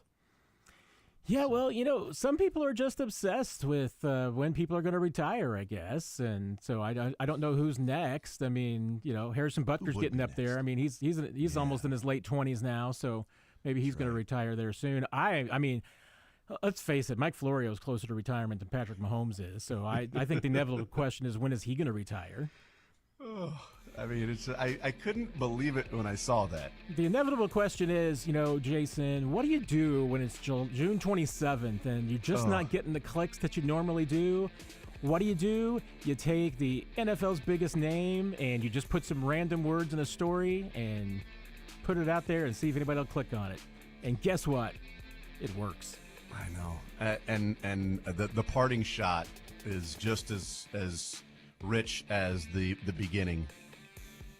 It says, quote, regardless, expect Mahomes to get plenty of questions about his long-term plans. If anybody asked Mahomes about his retiring at his next press conference, I might just go over and punch them. I've heard that Chris Jones has a severe ankle injury. I don't know if that's true, but I would expect Chris Jones to get asked about an ankle injury sometime soon. More Matt Derrick next.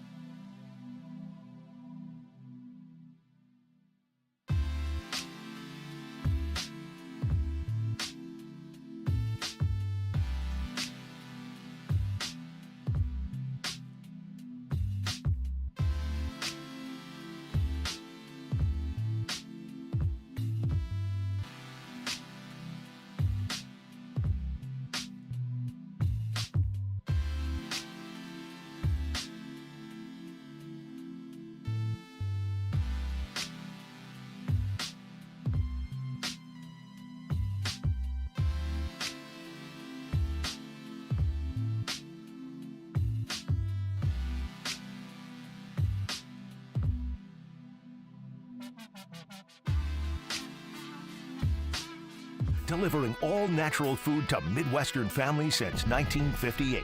Enjoy healthier food, more free time, free delivery, and better value. Go to GuaranteedFoods.com. All right, we'll continue right here on Sports Radio 810 WHB. Jason Anderson with you. One more segment with Matt Derrick on this Friday. He's presented by Cap One Lending, and he comes to us via ChiefsDigest.com and 41 is the Mike podcast.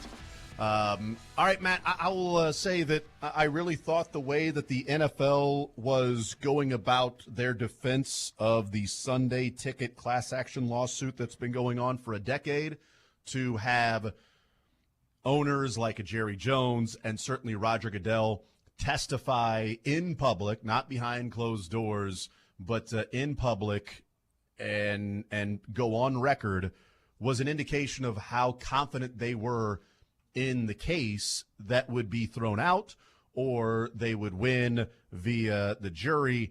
And one, it wasn't thrown out, and the jury has spoken, and they have ruled in favor of the plaintiffs. What could be, anywhere from $5 million to up to maybe $15 million because of the class action aspect of it. So my first reaction to this, Matt, is that, I'm surprised the NFL lost, because typically if they're going to lose something, they wouldn't take the strategy that they did, where they're just like, yeah, go ahead, ask us whatever you want, because we feel pretty strongly about this. But it did go to the hands of a jury to decide, well, is the NFL, the big bad NFL, and all these millionaire, billionaires, should they have been charging that much money to the average consumer? No, so we're going to hit them where it hurts. That aspect, it to me is sort of interesting, in that I don't know how much it actually fell under the antitrust law, and the NFL is going to have motions, and they are going to appeal, and this may end up in front of the Supreme Court. But as of today, the jury has ruled against the NFL and feels like they price gouged their customers on the Sunday ticket. Yeah, and I had been following this fairly closely. I did not get to watch and see and all of the testimony, but I thought there were some really revealing thoughts in it too. I mean, Roger Goodell last week testified about the fact that the NFL Network got out of the business of broadcasting Thursday night football games because he felt that they weren't very good at it, that their broadcasts weren't as good as others. So that's why they got out of it and gave it to other networks and sold those packages off.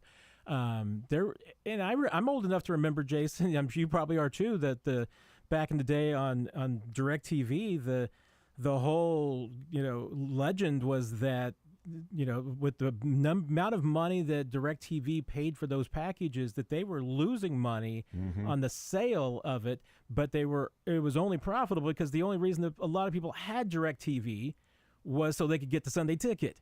So they were making money off of them from their subscriptions, but not from actually selling the package.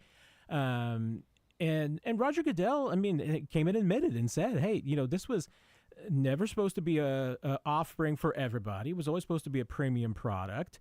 And the plaintiffs, they drew the ire of the judge a few times for kind of wandering off the case a little bit. And there's things that the NFL, if they wanted to do, they could do that would eliminate a lot of these problems. One of the group of classes of plaintiffs in this case in the class action was, people who only wanted NFL ticket for one team. Live in New Orleans and you want to watch the Chiefs and you want the ability to just buy a Chiefs package. Well, can't do that. You have to buy everything, and that's that was a whole group right there. I would have loved to only buy I've lived out of market for 10 years, and I would have absolutely only bought the Chiefs package if it was available. And that's where what happens next. Like you said, NFL is at minimum going to appeal this. The judge in the case has the ability on rule of law to either reduce the jury verdict. The jury verdict certainly seemed to be, pretty on the common man. This was like, hey, wait a minute. This is the little guy consumers getting hosed by the big companies in the NFL, so let's give them as much money as we can. The judge in this case can reduce the verdict or just simply say, no, by rule of law, the NFL won this case. The jury was really inappropriate to decide in their favor and give them all this money and reverse it completely, in which case then the plaintiffs are going to appeal too. This is far from over. This case, I think, was originally filed in 2015. It was dismissed at one point, and then an appeals court brought it back. It's going to continue to fight for a while. So if you've subscribed to DirecTV, I think this covers people going back to 2011.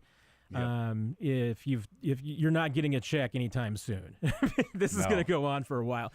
But one thing that I've heard in relationship to this was that if the NFL lost this and the NFL were forced to go into the direction of, one, offering maybe the Sunday ticket to every broadcaster, two, offered at a lower price, and three, offer team-specific packages, that one thing that might go away is the local broadcast rule, which is games that are on cable are offered in local markets to over the air.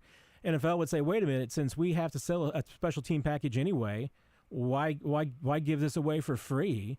Why to continue to do this? If you want to watch, Chiefs games and you live in Kansas City and we've got to sell this package anyway, either get cable or buy the ticket. Why should we give it to you free over the air? So I don't know if that's going to happen. I know some people have speculated that's a possibility. There could be a lot of ramifications from this, but I don't know what the long-term, outcome is going to be. I don't think anybody does, because this is far from over. Yeah, that would be big for the noon windows, because they are so split across the country in noon windows. The 325 windows would be a little bit less because there are fewer games. And if you're the 325 game of the week, well, then they're going to put it on nationally because they're going to have something. But in the local market, let's say you're a Denver Broncos fan and the Chiefs are playing the Chargers, and that's the 325 national game on CBS, to what you're saying in this scenario that may or may not happen. Then if you're in Denver, well, they're showing the Chiefs and Chargers game regardless here in the local market. And if you want to watch it, well, then purchase your Denver Broncos package to be able to watch every single game, and you'll have access to that. I don't know that it'll ever come to that, but, if they are going to offer the weekly, the team, or game by game is something that has been talked about to offer a way to purchase specifically this. My concern would be how much it would lower the TV deals in these networks, is how much they're paying, because then that gets into how much lower the salary cap can be, and does the salary cap continue to boom? And when you're in the Chiefs position and you've got Patrick Mahomes, you want that salary cap to continue to go up and up and up and up. How this impacts the salary cap, I don't know. But the owners are the only ones that are going to be forced to pay here, and it's going to come out of pocket. It won't come out of any shared revenue, which is certainly good for this specific time if they ever have to pay for the salary cap. But down the road, does NBC, CBS, Fox, do they go, yeah, we're not going to pay as much anymore because now we're going to be so split and splintered that's no longer a premium package. Now teams will be just watching their own particular game in these other markets, and we're not protected as much, so why are we going to spend as much? And then, of course, that affects the salary cap. Yeah, and I mean, you mentioned about, like, this is an antitrust case, so it can be treble damages. It's potential that, I mean, if verdict were to stand, I mean, each team would cost them about $450 million to settle this. So that's a pretty big number. Significant. I mean, Yes. That's twice the salary cap right now. That's $150 more than, it's 50% more than what the Chiefs are willing to put in for renovation to the stadium. And the crazy thing is that, another class in this lawsuit were bars and restaurants. Mm-hmm. And I don't know if you've ever seen what bars and restaurants have to pay for a Sunday ticket. It's absurd. It's a lot more than what you pay as a consumer. So mm-hmm. Their settlement, they're offering, because obviously there's a smaller number of them, but what they're getting when getting back in this jury verdict was not as much as what the consumers are getting.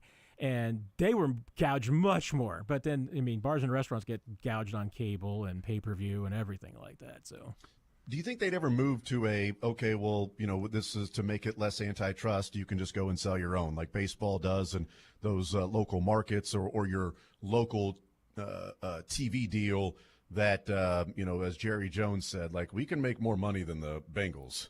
We're going to make more money as the Cowboys. I'm quite certain that we will do that.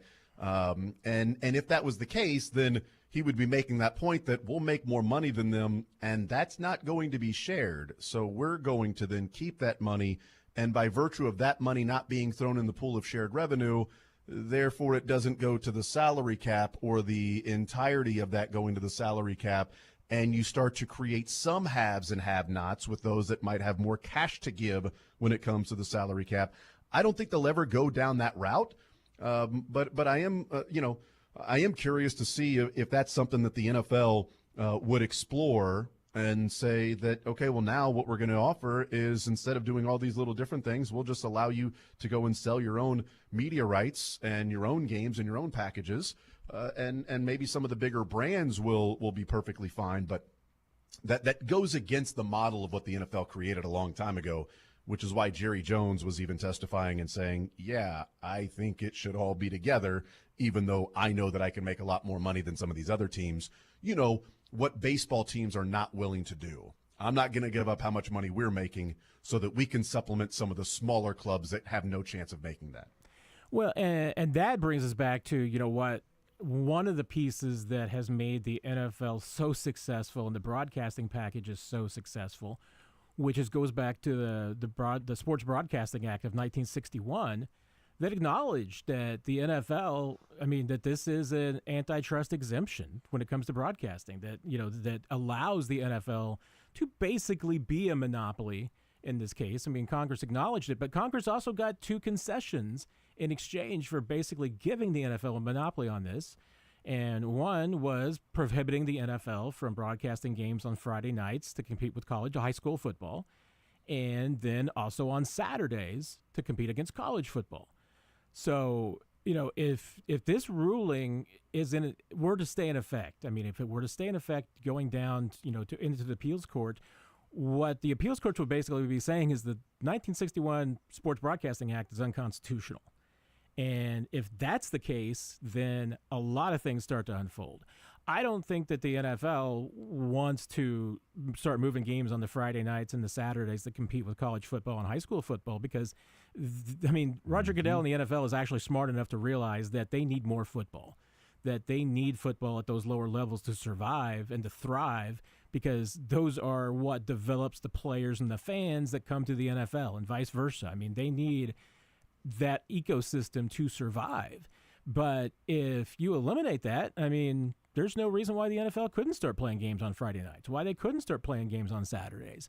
And maybe they would, because of the way that the sports broadcasting landscape is in college football now.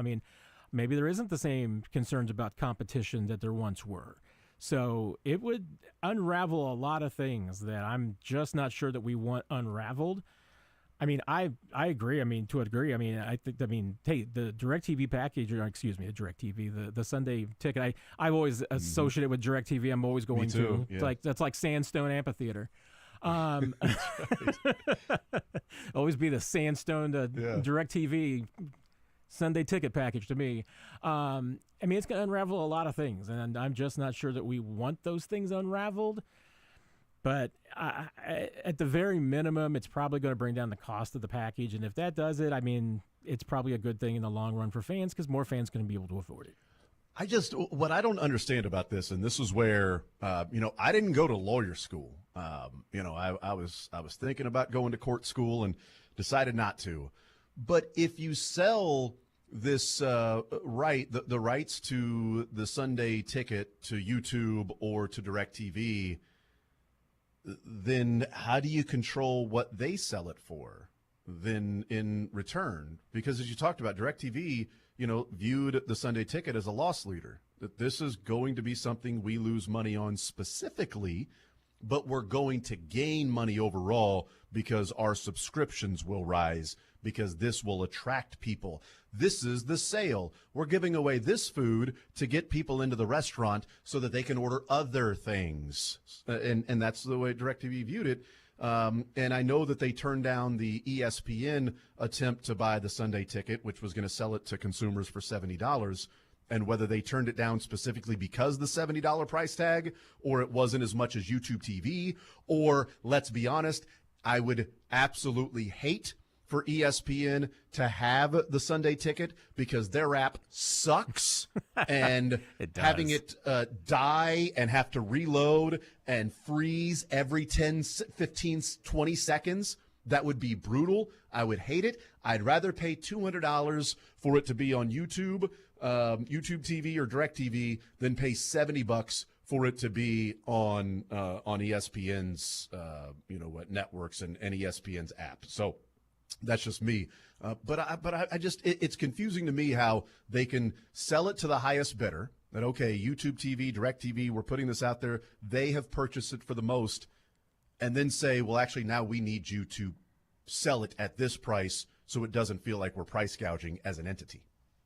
Yeah, it does kind of seem a little counterintuitive that you can, sell something to someone and then tell them that they can only charge so much for it. I mean, I guess that's the concept behind the whole suggested manufacturer's retail price that, So, yeah, that's a good point. Yeah. that you see on products. But then I've also seen those products sometimes offered at a price higher than the manufacturer's suggested retail price.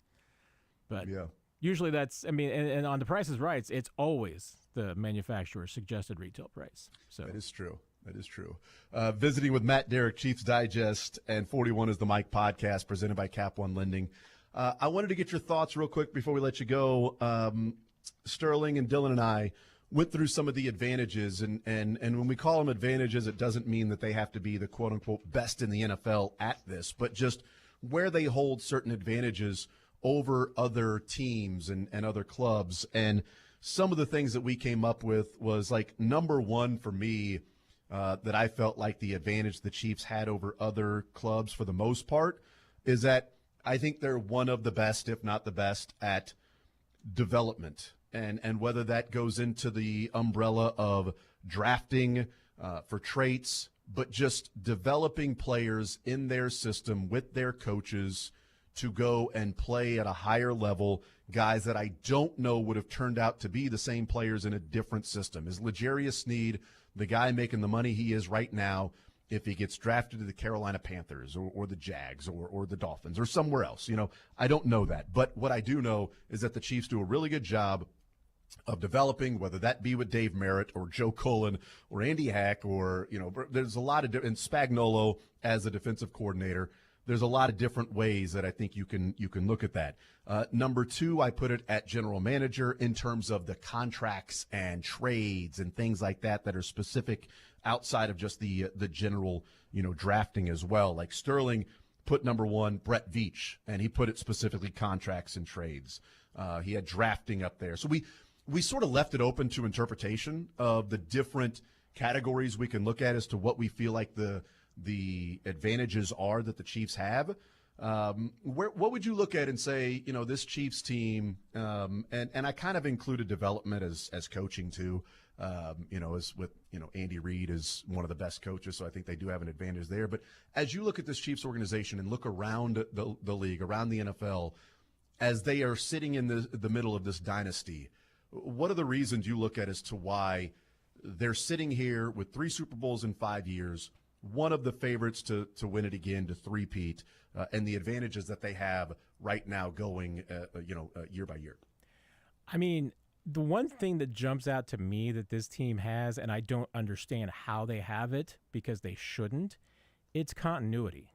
I mean, look at how many people in the front office and on the coaching staff.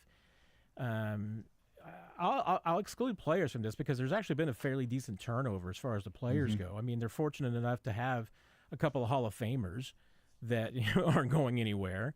But when you think about the fact that, how many teams have their head coach, and I'm going to say offensive coordinator because Andy Reid's the de facto offensive coordinator, offensive coordinator, defensive coordinator, general manager, all together for 6 years.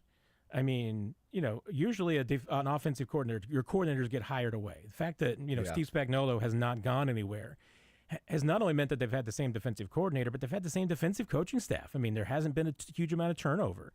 They're able to, and that enables everything else to kind of work together because now your scouting department and your personnel department can go out and find the traits every single year for what's going to fit your defense and what's going to fit your offense. And they don't have to change it up all of a sudden.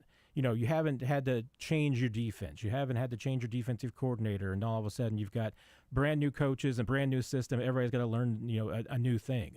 That continuity is massive. And obviously it's been a continuity on offense too, because even though they've gone through a couple of offensive coordinators in this run, I mean, the offense doesn't change. It's still Andy Reid's offense. And they've also been fortunate that Eric Bieniemy leaves and Matt Nagy comes in. So, I mean, that's continuity too. I mean, they've been fortunate in those regards. I'm just surprised why NFL teams haven't been raiding this organization left and right. I mean, they've basically only lost 2 people from the front office, and Ryan Poles and Brant Tillis. But so many others that are important to this. Mike Borgonzi, Chris Shea, I mean, they're all still here. These coaches, assistant coaches, are all still here. I mean, Greg Lewis is, I think, the only one that's really left. I mean, other than that, I mean, your defensive coaches are all the same guys. I mean, Brendan Daly's been here, Dave Merritt since, day one with Spags. Joe Cullen was a great get. I mean, that's just, when you're able to bring in good coaches, that's a huge advantage too. Mm-hmm. I mean, it's just, it's amazing to me just how much continuity that they've been able to have. And that's a huge part of it. And I agree with you. I mean, development's next, and I would put that into that. I mean, there's a little crossover there. Right. There's a lot of crossover in some of these when you try to just individualize them. But every staff has their own strengths and weaknesses. But when you get into a groove and you're able to just maximize your strengths and kind of minimize your weaknesses, I mean, this organization's figured out a few years ago. They're really good at scouting defensive backs, and they figured out they're really good at coaching up defensive backs. So just go after defensive backs. You don't have to draft them in the first round. You can if you see a first-round talent like Trent McDuffie, but otherwise, just get them in the 4th round, get them in the 7th round, wherever it takes. You get undrafted. I mean, your scouting department's on fire when it comes to finding these guys. Go out and get them.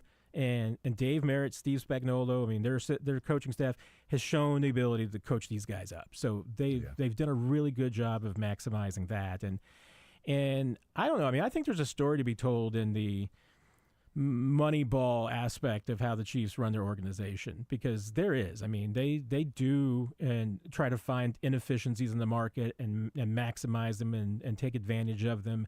I think they've kind of figured out a way to do that at a couple of different positions, to say, hey, wait a minute, these positions are overpaid, so why would we spend a lot of money in this spot where we can save money here, put money into other positions that are maybe more premium or more important. If you've got a unicorn like Travis Kelce and Chris Jones, it's worth paying them more.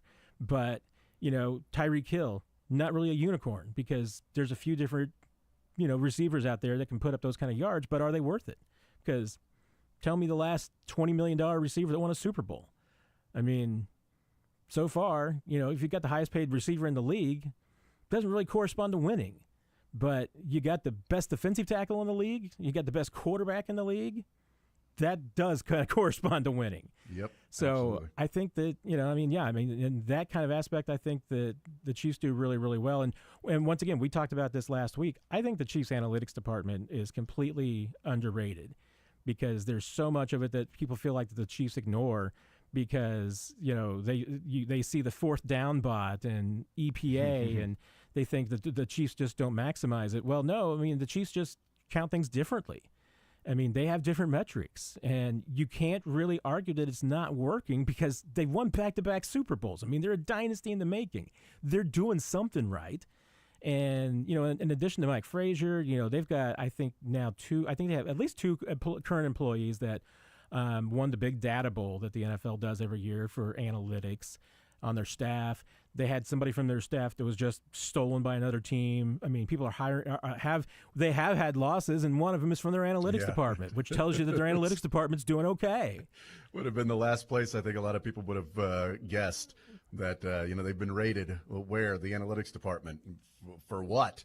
Well, it might be viewed a little bit better across the NFL. And you know what? We talked with Cynthia last week, and one of the things she said was, the 3 pillars of sort of the analytics in the NFL. One of those is scouting and traits and identifying some of those things, which I think the Chiefs, again, development, that's where is number 1 for me, where I think the Chiefs really excel at. And she said the Chiefs might be the best in the league at doing that, at that number 2 pillar of how analytics are used in the NFL specifically.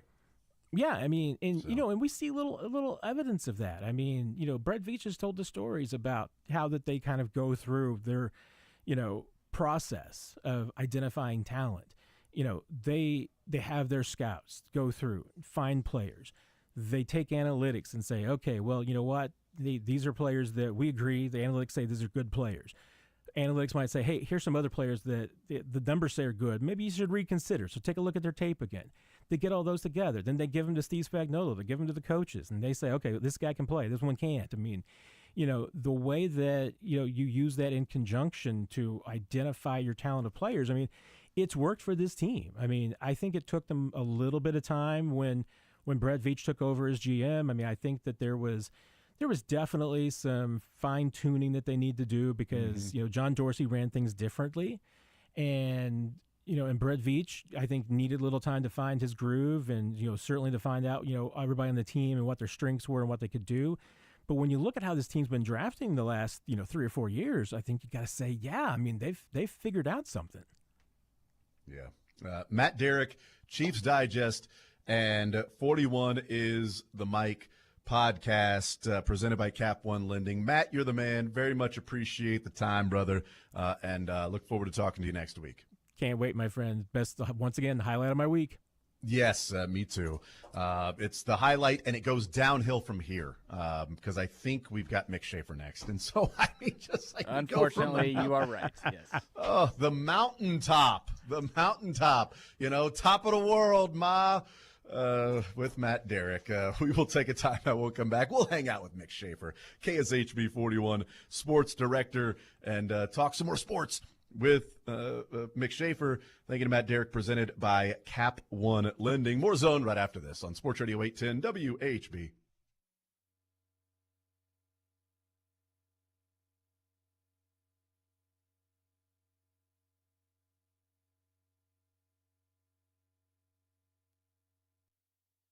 Hey everybody, remember today is Friday's drop for Greenlight Dispensary's June drops, and you have the rest of today to check out what they're discounting online at greenlightdispensary.com.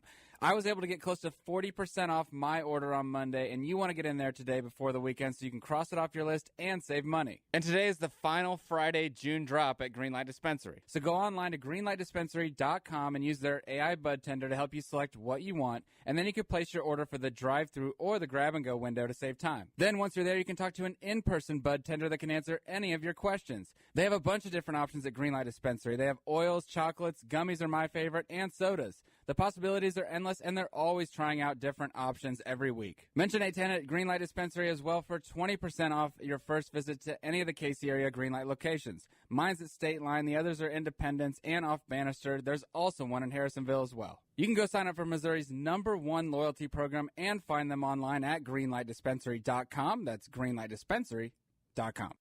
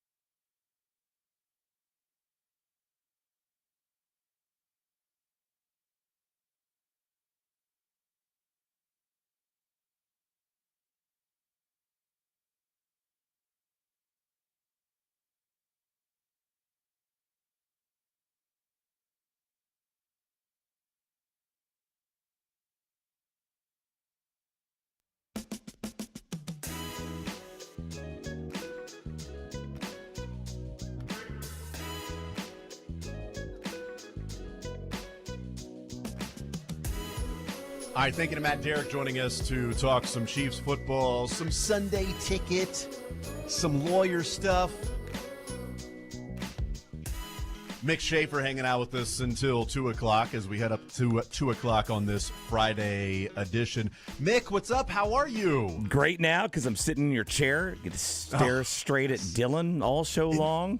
It's great. Isn't that a great scene? It's like the a movie. great shot? Like Yeah. that? Oh, I love that. It's like the view. movie whenever the CEO's out of town, right? The bratty little kid gets in there and he props his feet up on the desk and sits back and imagines what life would be like running the show. That's me right now. I have pictures of my kids I've set up here on the desk like it's my own place, really. So I've locked the door and good luck. Yeah, that's cool. Typically, it's like when I'm in there, it's like the picture of JFK with his son underneath the desk, me and you. That's typically what it is when I'm sitting there. That's the view. Who's underneath the desk? You and Sterling just hanging out, Right, playing just- with your little train set. That's right. Just hanging out on the desk. Hanging out. Well, I'm trying to do some work here, and you guys are just, especially when it was you and Corey. Oh my God! I'm trying to do some work, and you guys are just We down were there under the just desk playing with trains and trucks. So much. That's- It was the sports radio version of you guys just playing with trains and trucks together. Yeah. And army men down below the desk. We just happened to have a microphone next to your face while we did that. Is that what that was? Yes, that's unbelievable. Dylan keeps marking stuff. When's the last time you argued with somebody about whether or not they were truthful with their handicap? All the time, because I golf all the time. That's nothing new. The presidents, that's the new part here. The cool thing is, so your GHIN handicap with a GHIN More of a rum handicap guy, Yeah, but golf that's handicap index is, I think, what it stands for. So there's an app and everything. You renew every year to keep your handicap. And they have this golfer lookup thing. You can search any golfer in the country, at least, if not the world. If you're on GHIN, you can look them up. And so I was like, well, I'll give it a shot, right? So I go in last night and I type in Biden Joe, and it pops up 6.7, and the course is, let's see what the course was named. The course is Fieldstone Golf Club. So I look up, kind of like, there's probably lots of Joe Bidens in the world. So I look up Fieldstone Golf Club, and that is in Wilmington, Delaware. I'm like, well, that seems to that's him. That's narrow him. it down a little bit. And so that doesn't mean he's not lying. I mean, look, it's golf. You're telling your own story out there, right? You're keeping your own score. And they're politicians. They lie about everything. Golf has to be included in that. But then you can go look at scores. The last time he recorded a round was 2018. So it's been a while. I'm sure he's golfed since then, but it's been a while since he's entered it into GHIN. So would you typically, as someone who has never, consumed GHIN, played the Sure. card game GHIN, you just do the juice. Hold the gin. Yes, that's right. Just the juice, mainly. Can I get some gin and juice? 86, the gin. Can I have some and Please, juice? thank I don't need gin. And juice. Yeah, we got some and juice. Okay, over great. here. Thank you. It's just called. You're just calling it orange juice. That's fine. I'm just going to call it and juice. That's fine. No, wait, hold on. This tastes like orange juice or butt juice. The whole concept of recording the score as someone who casually played golf, wouldn't you want to lie to make it worse?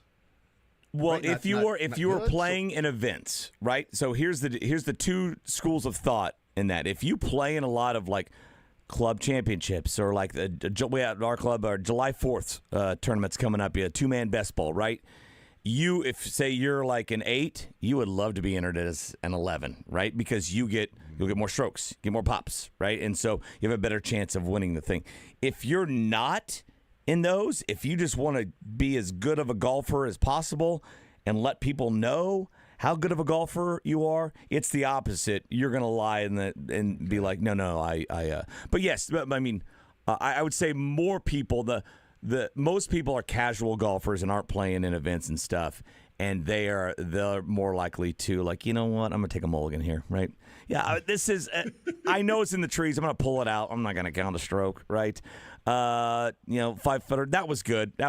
I'm that kind of stuff. Little foot wedge. So many foot wedges. Yes. And so I doubt when he was at that time would have been, I guess, just a senator, right? Wasn't a vice president in 18. But he talked about when he was playing as a vice president, he got better. I doubt then he was playing in a lot of like 2-man best balls, right? he wasn't out there playing in the Fieldstone Golf Club Championship with Joe Bag of Donuts from a suburb of Wilmington, Delaware. No, so he goes home to tell Jill, like, I got a $100 gift card. Yeah. It was second closest to the pin. Well, yeah, and I look, was so close to getting that car. He's so old. He might be playing from some tees we don't even know about. Maybe there's like when you're 80, he just gets to putt it's on even every in front of single the red tees, right? You just putt every hole. I mean, it's par 5. Whereas your tee is right here. You're just chipping. Yes, but we're seeing a very different Joe Biden now than in 2018. So I have no reason to doubt the 6.7 back in the day, 6 years ago, which would have made him, God, what, still 70-something? I think at that point he would have been 94. Yeah, I think so. He's 100 now. And so, but yes, there was always that tendency for golfers, especially politicians, to not tell the truth. I don't know. Trump never said what his handicap was, right? In the debate. Maybe I'll look that up on. Was it 8? Can I look that up on you should Jen? Look that one up, yeah, to see if there's. I was like, Trump, no Tom way, this is the McDonald. real one. I'm like, well, kind of checks out. And other people did the exact same thing on. On You're the only action, one they that I looked saw him that up. did that, so I'm guessing a lot of people did. Yeah, that, huh? a couple other people did. And let's see. Look, Donald. Oh wait, you got to put last name first. Trump, Donald, and then you put this. You can put the state. Okay. So I'm guessing Florida or New York. Florida Maybe I'll would just be- do all states. I'm gonna do all states. Putting it in now. No results. Golfer not found. Which is what I would think. I mean, if you're a public figure, I can't imagine you'd be, and you're not a golfer, or like a professional golfer, I can't imagine you'd be in gin. I don't think even the pro golfers are in gin. But no, I'm not finding him for all states. Okay. So if I was a guy that at the height of my golf playing, when I was trying to play, at least once a week, before I moved, from Kansas City back in 2009 or whatever. So I was playing a lot, but wasn't all that great. So I would. I found somebody. You found it? Okay. I want you to say there's that. a And then I'll Donald finish my Trump story in a at second. Trump National Golf. That And there's a typically would- you would Donald think Trump that'd be from one. Winged Foot Golf Club. Sure. Yep. And a Donald Trump from Players Club. These, if this is him, these are likely lies as well. He's got a 2.5 handicap, which is very close to scratch at Trump National Golf Club and then Wingfoot. But these could be people just entering their. It's not like you have to fill out a form and put it like give them your driver's their name license in or there, like like your this. social security number. And there's one at the Players Club that has a Donald Trump as a plus 2.3. wow. That's beyond scratch. So I'm Yeah, guessing wow. that's a lie as well. So these are politicians. But the last score for this one was 2006. The Winged Foot Donald Trump last score was 2021. Okay, and then the Trump National Golf Club Donald Trump Last score was 21 as well.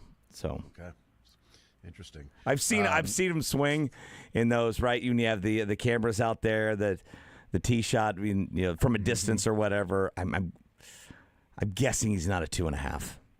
I don't think I've ever seen Biden swing, but I'm guessing he's not. Maybe he's putting it in there. Maybe he's like who was the which North Korean leader was it? Was it Kim Jong Un or Il that said he shot an 18 holes? It's like, is that putt-putt? Even at putt-putt. Even in that, I'm not buying it. Yeah.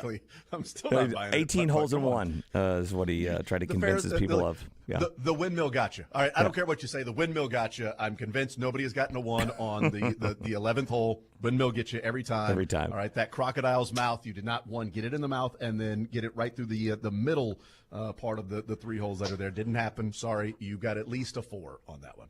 So Sorry if I to were to, interrupt your story there, but no, you're good. But if I were to score anywhere from 88 to like 93, would be sort of averaging. What would my Gen score be then? roughly like maybe a 16 to a 17 roughly handicap. Okay, great. That's if you're very consistent. If you're between 88 and 93, but usually take your best score and roughly from 72. That's where your index is going to be.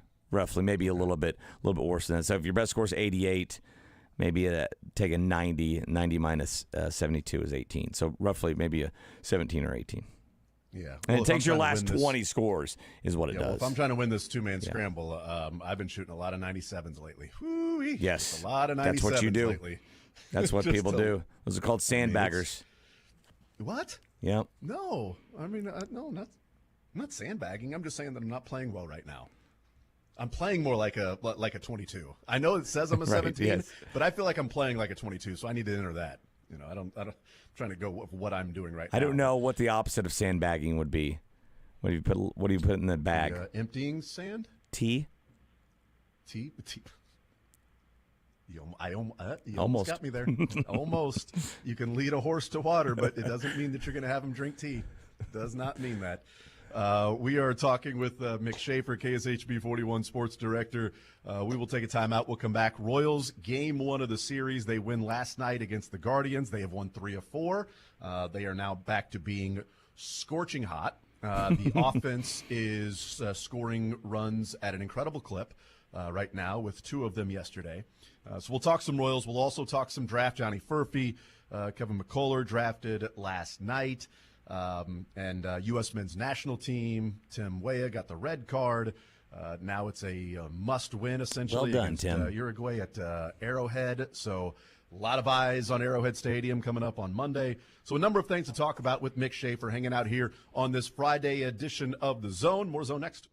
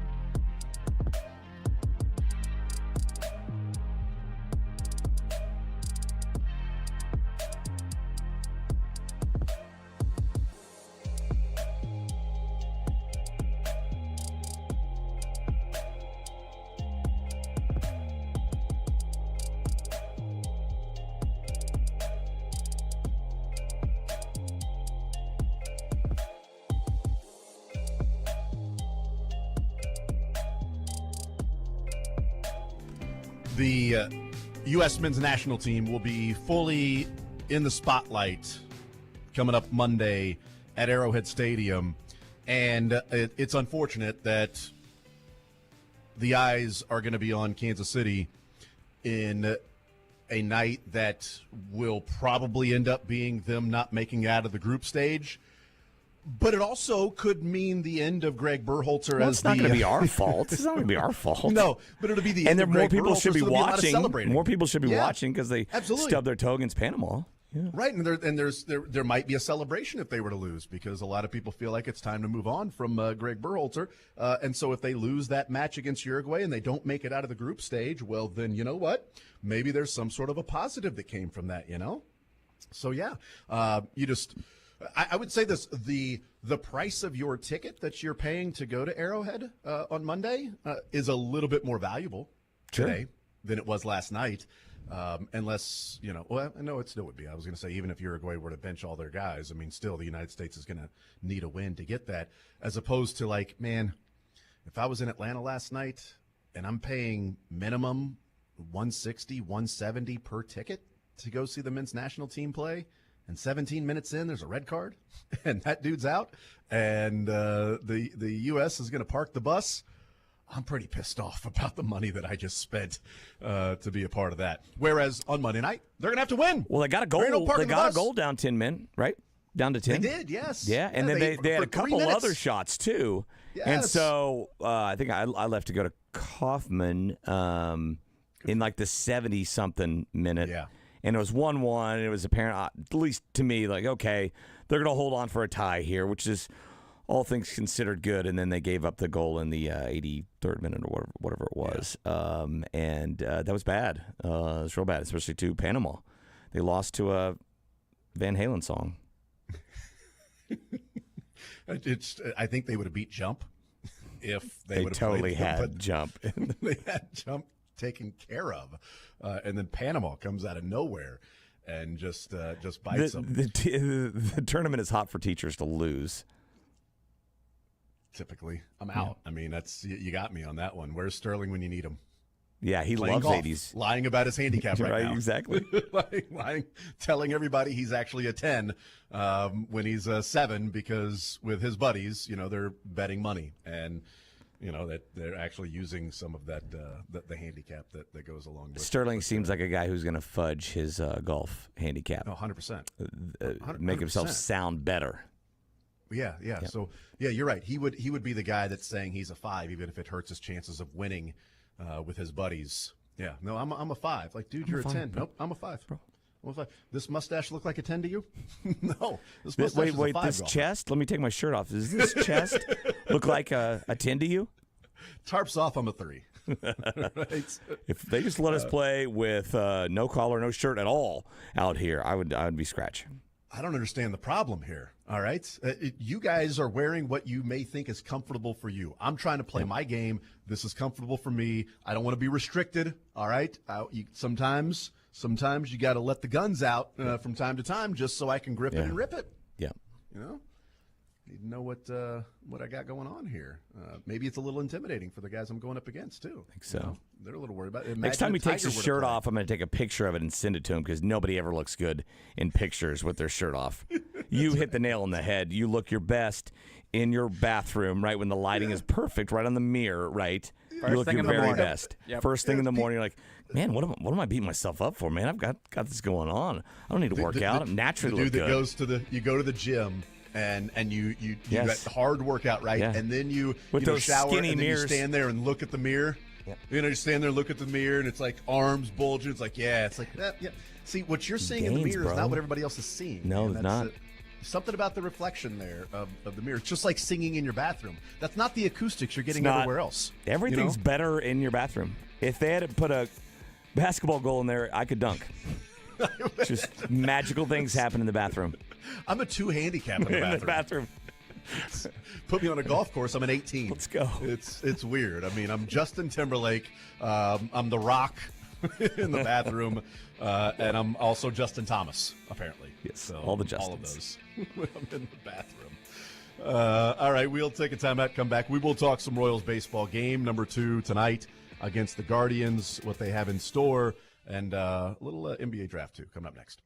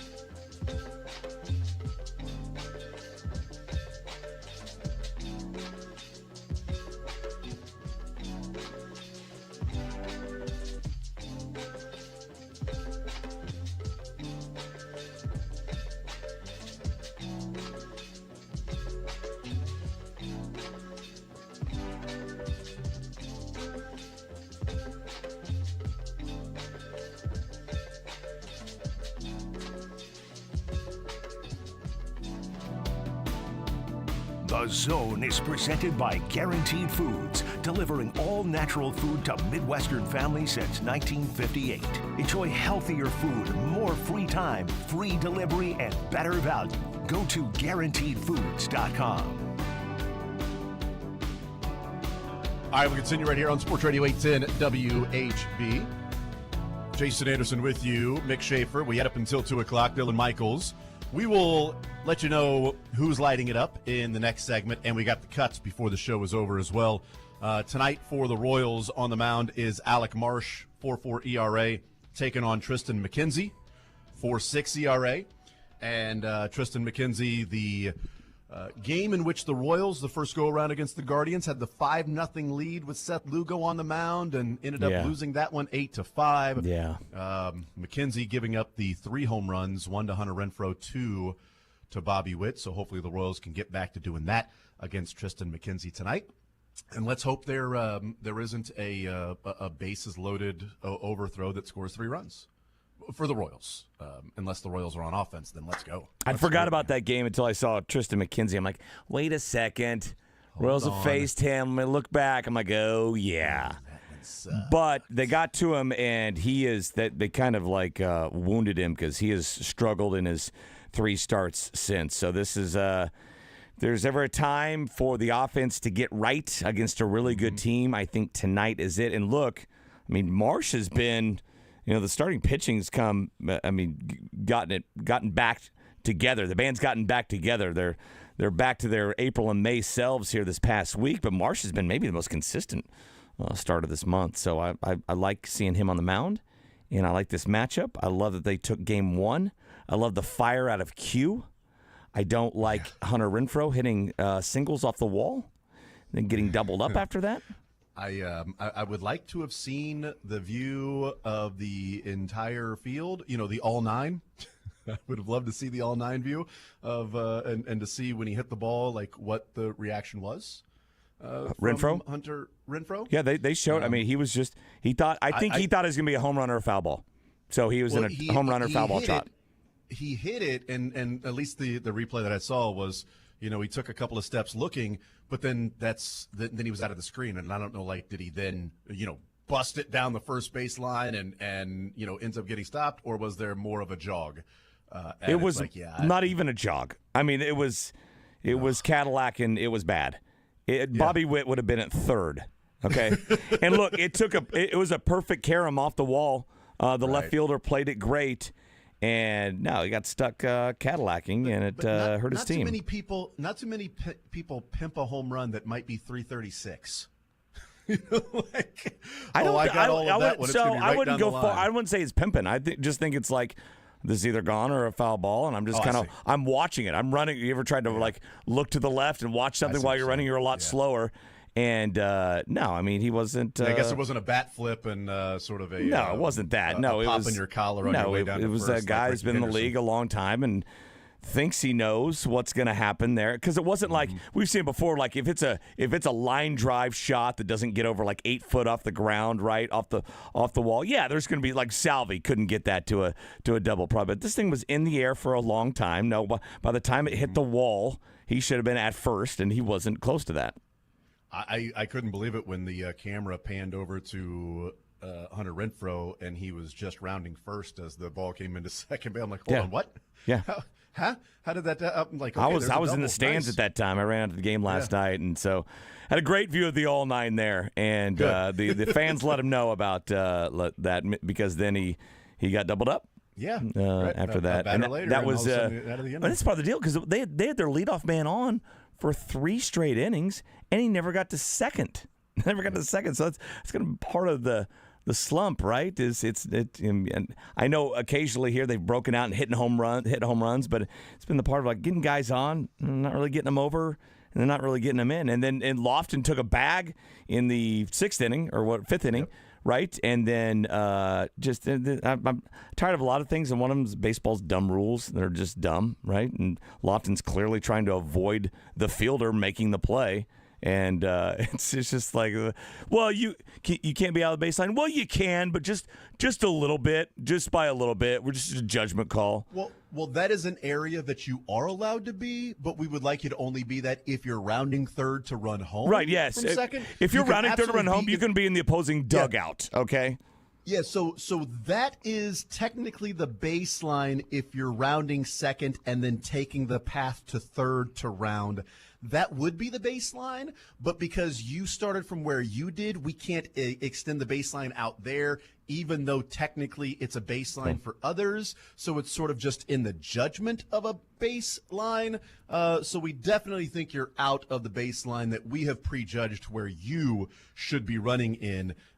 If that was a single to left and you then swung out to round third, you would be absolutely in the baseline. Here's what I hate about judgment calls, and that's a judgment call, you can't review it. Why not? I mean, why not give these guys another chance in slow motion with another look to judge that call, right?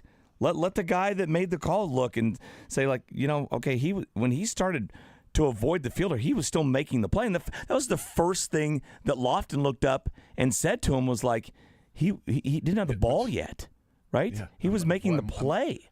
I'm running around it. What do you want me to do, run through him? Because that's If I against hit the him, rules, too. It's interference. Yes. I'm out if I hit him. So baseball's it's along the lines of like, well, I mean, if you're inside the baseline at going to first and you get hit by the ball, you're out. Okay, that makes sense. So we put the bag outside the baseline? No, it's inside the baseline. No. Oh, okay. Well, all right. But you've given us a running lane outside in foul territory, so then you should. Yeah, exactly. Don't run inside the line. So I should step on the bag? Yeah. What is hard for you to understand? Like the square is right. That's what you're running to, is this square. But it's still inside the baseline, right? Yes, of course, but don't be inside the baseline. Right. Don't get hit by the ball I feel like there. I'm taking credit. Is this hard for you to understand? Like just run in foul territory and then at the last second swing over into fair territory. Why is this hard for you? I feel if they've mean, been what the hell? progressive enough to put a pitch clock in play in Major League Baseball, they can take a look at some of these other inane rules. Can we get a safety base? Yeah. Can we get a safety base over there? Make it orange, just like we see. Just like in some Little softball, League. absolutely. Put That orange to me, base right that's there. easy. Come on. It cuts down on injuries, right? You just you don't have guys scraping down the backside of a calf, or what? Pasquantino got smoked by a guy. Yeah, you got a few hit, weeks hit ago. Twice. Yeah. And on a play there to first. Plus, when we're talking about a judgment call as to whether or not there was obstruction with the runner running to first, like you talked about, is if there's like a bunt or something like that. Well, if he's angling to the orange, he's gonna have to get out of the way. If it's a little easier call of obstruction, or if he's not angling to the orange base, just make it a safety base. Let's go. Let's get on this. I think we're Less figuring it out. times where like the throws kind of towards foul territory, and you have a first baseman getting their arm hyperextended because he's going to make the throw, and the runner's running through it. So no, a lot of things. And then so the Lofton deal. I mean, I love Q kind of being more comfortable in his skin now this year. I mean, he's fiery, right? I mean, last year we knew him as this kind of soft-spoken guy, and press conferences kind of going with everything. Not anymore. So he's more settled into the role, and I love seeing that. I love seeing guys defend their players. He's got a nice mix of, there's sort of a daily approach to it. He seems like a good dude. There's more of an intensity to him this year in the game of defending his players, and he's pretty patient with some press conferences. I will give him that. And I think he's shown to have some patience at some press conferences to where it's like. Yeah, of course, but I'm going to answer it still. Well, and I love as a matter of fact, like he will tell you exactly what he told the umpire a week or two ago when he got ejected after Bobby was obstructed at second base. He's like, look, that's the rule now. That is the rule. He was clearly in front, and that's the first thing that Witt said. I swear these players can almost call the games themselves, right? You don't need the white box. All you need is like the batter reacting when the ball is 2 inches outside. They will tell you every time. It's amazing how much better they see the strike zone from that area than the umpires do a lot of times. And then the case with Nick Lofton last night and Bobby Witt Jr. at second base not too long ago, they knew immediately the rule, and that's what Q said last night. No, that's the rule. I mean, if he's fielding the ball, he can run around him, right? When he started to run around him, he wasn't looking to avoid a tag. And I would argue, even if the third baseman was Ramirez, right? Ramirez had the ball at that point. He didn't really run around him too much to where I've seen it in a run up before where it's guys kind of skirted it and they're like, you know what? He wasn't that far out. They always put their arms out, right? If he's outside of this wingspan here, this imaginary, obscure little rule we put in place here, then I'm gonna call him out. But I don't think he's outside of that. It was just a hero call he was looking to make. Oh, 100%. Like the blocking of the bag becomes so much more egregious. That particular play that was obviously like the definition of the rule that Q got thrown out for. Which was another dumb thing reason. for everyone. Like, wait, what? Why are you allowed to block the plate? Yeah. But for 100 years or more in baseball, you're allowed to block the bags and the plate. We're just going to lay like a hockey goalie. We're just going to lay in front of this, and you can't get here. But it becomes more egregious when, like a couple of nights ago, it might have been Pirates and Reds. I think it was a Pirates game. I can't remember. But the catcher threw back to first, right? There was a fake steal, and the catcher catches it, fires down to first, and the first baseman's running over there, and his right foot plants before it gets to the bag. So if you look at the square of the bag and look at the corner that would be closest to like right field, that corner, his foot is barely sort of in the area of that. The guy slides back on the home side, home plate side, and they of the call it base. obstruction. Guy gets second base. And I can't remember who it was. Just absolutely lost it. Came out, argued, and they showed the replay. That should be reviewed, right? Yeah, and the replay. The broadcasters were like, "What? Like this can't be. Like really? They should like it wasn't even close. Like the guy barely even had his foot. If you took a direct line from each side of the bag, right, parallel line to second base, from first base to second base, his foot might have been on the line. Like it would have been called a 2-pointer in basketball. They would have had to review it to see if his foot was on the line. That's how ridiculous this was and ruled blocking the bag when Bobby Witt, is out at second and the guy's entire leg is in front of the bag. Entire leg. And I just don't get it. I mean, it's easier to judge something in slow motion, and we have the technology now, than it is going 100 miles an hour, right? With everything happening at once in a snap, and you're just really having to guess. And then the umpire's screed. I'm like, no, I've got to stick by this call that I was like 51% sure on, right? Give me a break. And I don't like last night in VAR in the U.S. men's national team. I mean, Panama was getting a penalty, and then they went to VAR, and it was like judgment call. Was the ball gone? It looked like he was already jumping over. There was contact made.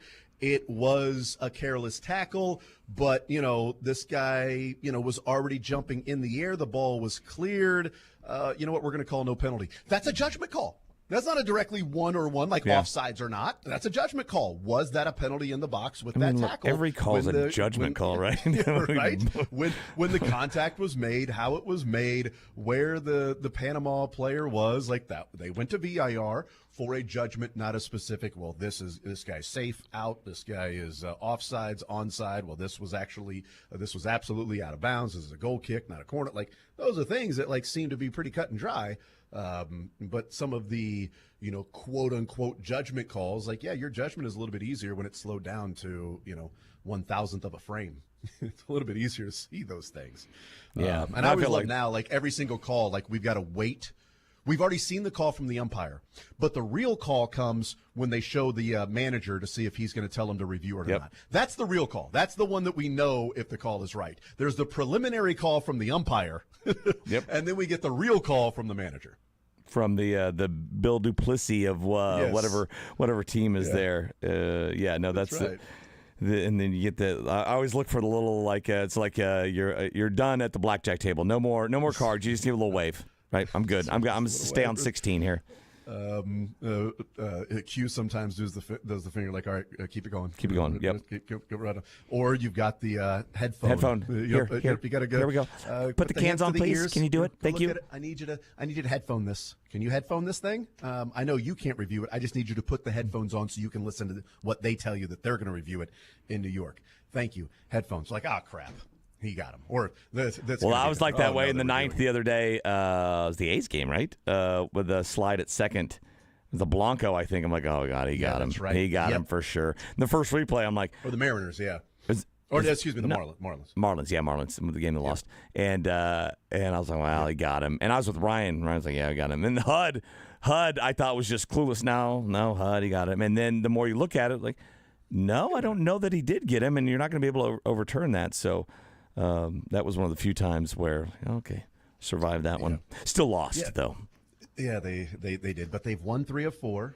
They continue their winning ways at home. They're now 28 and 15. I'm telling you, we're going to look back at that Kauffman. A's series, right? That's going to be the series when you get done with June, right? And say they go 2-2 against the Guardians, which will be just fine, I think. Hey, you won the Marlins series against a bad team in last place.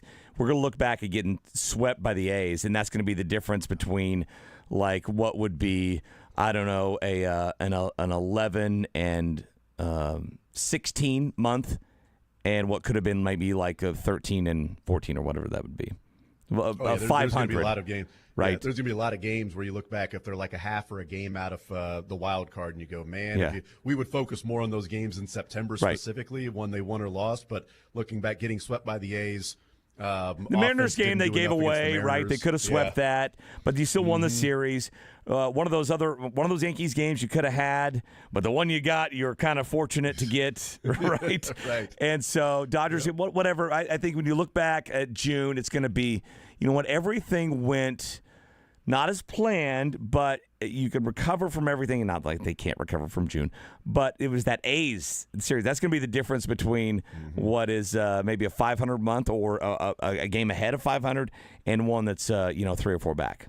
Yeah, and I know that the offense isn't performing well right now, that they got the 4 runs on Monday, and then they got the 7 consecutive guys reaching with 2 outs on Wednesday, which was phenomenal and completely out of nowhere and unexpected. And then, of course, they didn't even have a guy they had one guy at second base, and Nick Lofton in the game before they took the 2-1 lead. So I know the offense is struggling, but there is an element, or at least a feeling this week for me winning the 3 of 4, and especially the last 2 games, that it has a feel of the way that they were winning earlier in the year when they were building up that 15-game over 500 stretch, that, they were scoring just enough. Defense was playing phenomenal. The starting staff was really good, and the bullpen was doing enough. And certain guys you could rely on that they would come through. And these last 2, and really 3 of the 4, outside of, Carlos Hernandez, the one reliever that's given up a run in these 4 games they've played so far. That's what the last 2 games have been, that the starter has been really good and worked, or at least fought. Like, I don't know that Michael Walker would say that he was really good last night, but he did enough, and he fought. 1 run through 5+, or 5 1/3, whatever it was. Yeah. Sam Long was really good. Sign me up for Sam Long for every, every bullpen inning until he sucks. But yeah, until he does, except for the most recent Sam Long outing before last night when he gave up a few runs. But sign me up for that Sam Long last night, not the one before. But then the offense does enough and finds a way, and you're like, wow. They just seem to win. Yeah, that's what they do. I don't know. They win these games. Did they find a way, or did the starting pitching just get back to being better, right? To where, they scored 2 runs yesterday. No, that's what I'm saying. That's all they did was score 2 runs. It had a feeling of earlier when it's well, the offense did enough, but really it's about the starting pitching, I think it's about and what they're doing. I think that the offense is just kind of what it has been. It's funny. It's been like that flurry of homers that got them runs. And there's been a flurry of triples, right? That started these other rallies in the last few big innings they've had. And so it's just, earlier on the season, they would get 1 or 2 runs in the first inning, right? First or second inning, right? They'd pounce that first time through the order. Bobby would get on base, grab a bag. Vinny or Salvi would come through, and you'd have that early lead, and things would change. The dynamic of the game would change. With the starting pitching, that was pitching great, and so they haven't been doing that lately, and they've still been kind of clutch, but they've had fewer situations to be clutch in with the offense. So hopefully they can break out of it, and I really like what I've seen from the starting pitching here as of late, and man, getting that first game in a 4-game series is just huge, and I really think they have a great opportunity tonight. So if you can go, they say, Jason, in a 4-game series, Game 2 is pivotal in a 4-game baseball series. They say Game 2 is, if you're up 1-0, it's pivotal. If you're down 0-1, it is really pivotal. Yeah, because if you're up a game, at worst, you split if you win Game 2. At worst. The worst you can do is just split 2-2. And if you're down a game, you need to at least win that game 2, or the best you can do is just split that series. And nobody in baseball history has come back from down 2-0 in a 4-game series since last week. So that's true. Consider that. That is true. It's been at least 72 hours. Yeah. Since that's happened. 72 years for some sports, 72 hours for baseball. Number's the same though. Never know. 72. That's exactly right.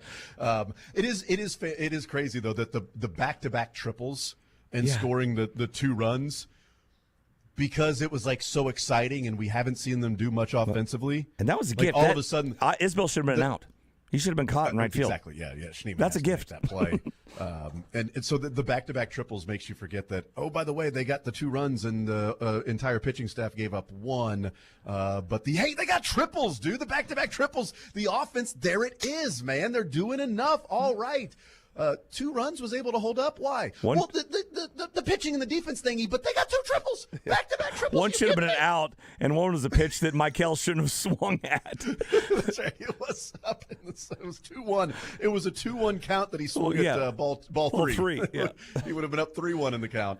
Although Isbell was down 0-2 on the hit. Like, it should have been an out, but he was also down. He was 0-2 down, when and I mean, he hit it well, but I mean, that Schneemann just turned the wrong way. And so Yeah, that's what, right. in an alternate universe in Cleveland right now, their sports is a sports talk radio host named Asen Janderson and a guest named Schick Mayford, and they're talking about that play right there and how they gave that game away. Yeah, like you're up. You don't give up a run to the Royals if Schneemann just simply turns the right way. Like, that is little league, and especially when the next inning you pinch hit for him. Yeah. I mean, if you're going to pinch hit for him, then get his ass out of right field and put somebody in there that can actually track a baseball for once. That's All right, it. more zone You with could do- Asen Janderson. Millen Dykels more- behind the screen All here. right, we'll get more out of the zone with Asen Janderson and Mylan. Oh, you're bad at this. Millen Dykels. Mylan Dykels. Okay, I was going to say Mylan Dickles. Yeah. But I stopped myself after saying Hurling Stolms is not here. There you go. That's a good one. Oh, yeah. Yeah, that works. We'll take a timeout and we'll tell you who's lighting it up besides us right now. More zone next.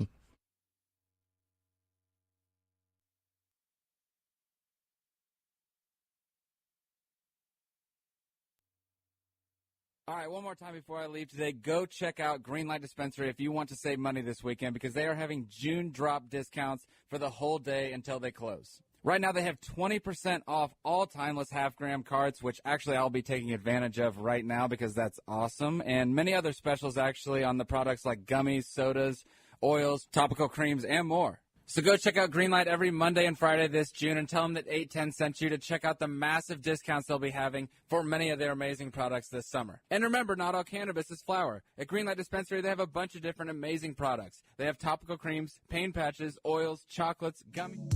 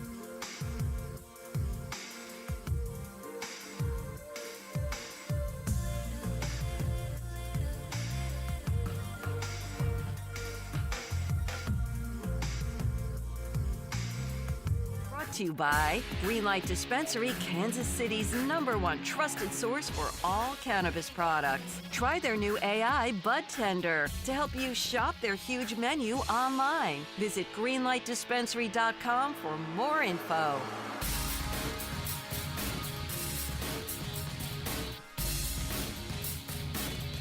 All right, we continue right here on Sports Radio 810 WHB. Jason Anderson with you, Mick Schaefer, Dylan Michaels. We'll get to who's lighting it up here in just a little bit.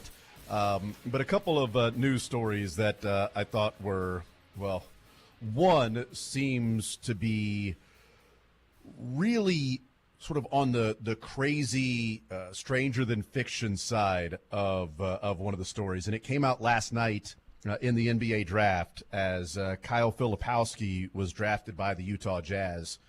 Mick, have you seen some of this story for Kyle Filipowski? What is being alleged that's out there? Drafted by the Jazz, so where did he end up? What team's he playing on? Okay, so he was drafted by the Jazz, but so last night things started breaking when it came to Kyle Filipowski, why he was sliding in the draft, what's going on, why isn't he being drafted here? And Jonathan Givony talked about last night how shocked he was that this guy with his skill set, is not being, drafted. And he was invited to the green room, and yet still nothing. He's 7 feet tall. He can dribble. He can pass. He can shoot. He's not a bad defender. He's competitive. Why is he still out there? He should be drafted by now. And then he said something that got people, sort of asking some questions. And he said the workouts weren't great. People tell me there were question marks about the interviews. They said he was nervous. He didn't make shots at the pro day. What's going on with his girlfriend? This is all nonsense. It's hard to find a 7-footer like Kyle Filipowski who's skilled. Somebody needs to draft him very early in the second round. He goes on, he says, he has an older girlfriend. She's like 25 or 26, and people are like, this is weird. And it's like, give me a freaking break. He doesn't talk to his parents. And this ended up getting to the point that it started catching a little bit more fire, and then his family members got involved. His brother and mom got involved. So that part at the end there with Jonathan Givony saying he doesn't talk to his family members turns out allegedly is true, that he doesn't talk to his family members. What they are now alleging is that Kyle Filipowski, when he was in high school, was groomed by his babysitter who was graduating Alabama and going to his prom, has now indoctrinated him into the Mormon faith and is not allowing him to talk with his parents to the point that he had to send them a goodbye letter, that he can't be a part of their lives anymore. And people were talking about how standoffish he was. There's other things coming out that, like, okay, he was pretty standoffish in these interviews. He had some odd answers. The girlfriend thing kept coming up with some of these teams. And now his mom and brother, his mom says, you're opening up a 2-year issue. She is 28 with an end game 3 years ago to have a diamond ring on her hand when Kyle left Duke. He was still in high school. And then Daniel Filipowski said, look, I'm his older brother. You don't have a clue of the extent of the story that has to do with his girlfriend. There's a story that's been pushed under the table for nearly 2 years. And he goes on just to sort of talk about how she was their babysitter back when they were in like junior high. And then she graduated from Alabama and was going to his prom. And now he doesn't talk to his family, sent them a goodbye letter, and he was drafted by the Jazz. In Utah. And people were like, maybe that's the only team that was willing to not care about anything that was said about his girlfriend at all. But this story is like Aaron Rodgers, right? People were wondering, why doesn't he talk to his family? Like, you don't know some of the things that are going on. This is brother and mom saying his girlfriend has set this whole plan in motion 4 years ago when dude was like in freshman, sophomore year in high school. And she was at Alabama. Like, she started this plan to kick them out of their lives, out of his life, and to get a ring on her finger on draft night and make millions of dollars. It was crazy last night watching this thing start to catch fire and see mom and brother get involved. Wow, I had no idea, because I was wondering the same thing. I brought it up the other day. I'm like, why is Filipowski like this second-round pick And Dylan I think you brought up the injury issues. Maybe there's some more apparently. That's wild. So the injury he sustained trying to get off the court. Yeah, the injury issues were my reasoning. But maybe Utah saw what religion they were being indoctrinated to, and it was like, you know what, actually? Who cares? We might take this guy, yeah.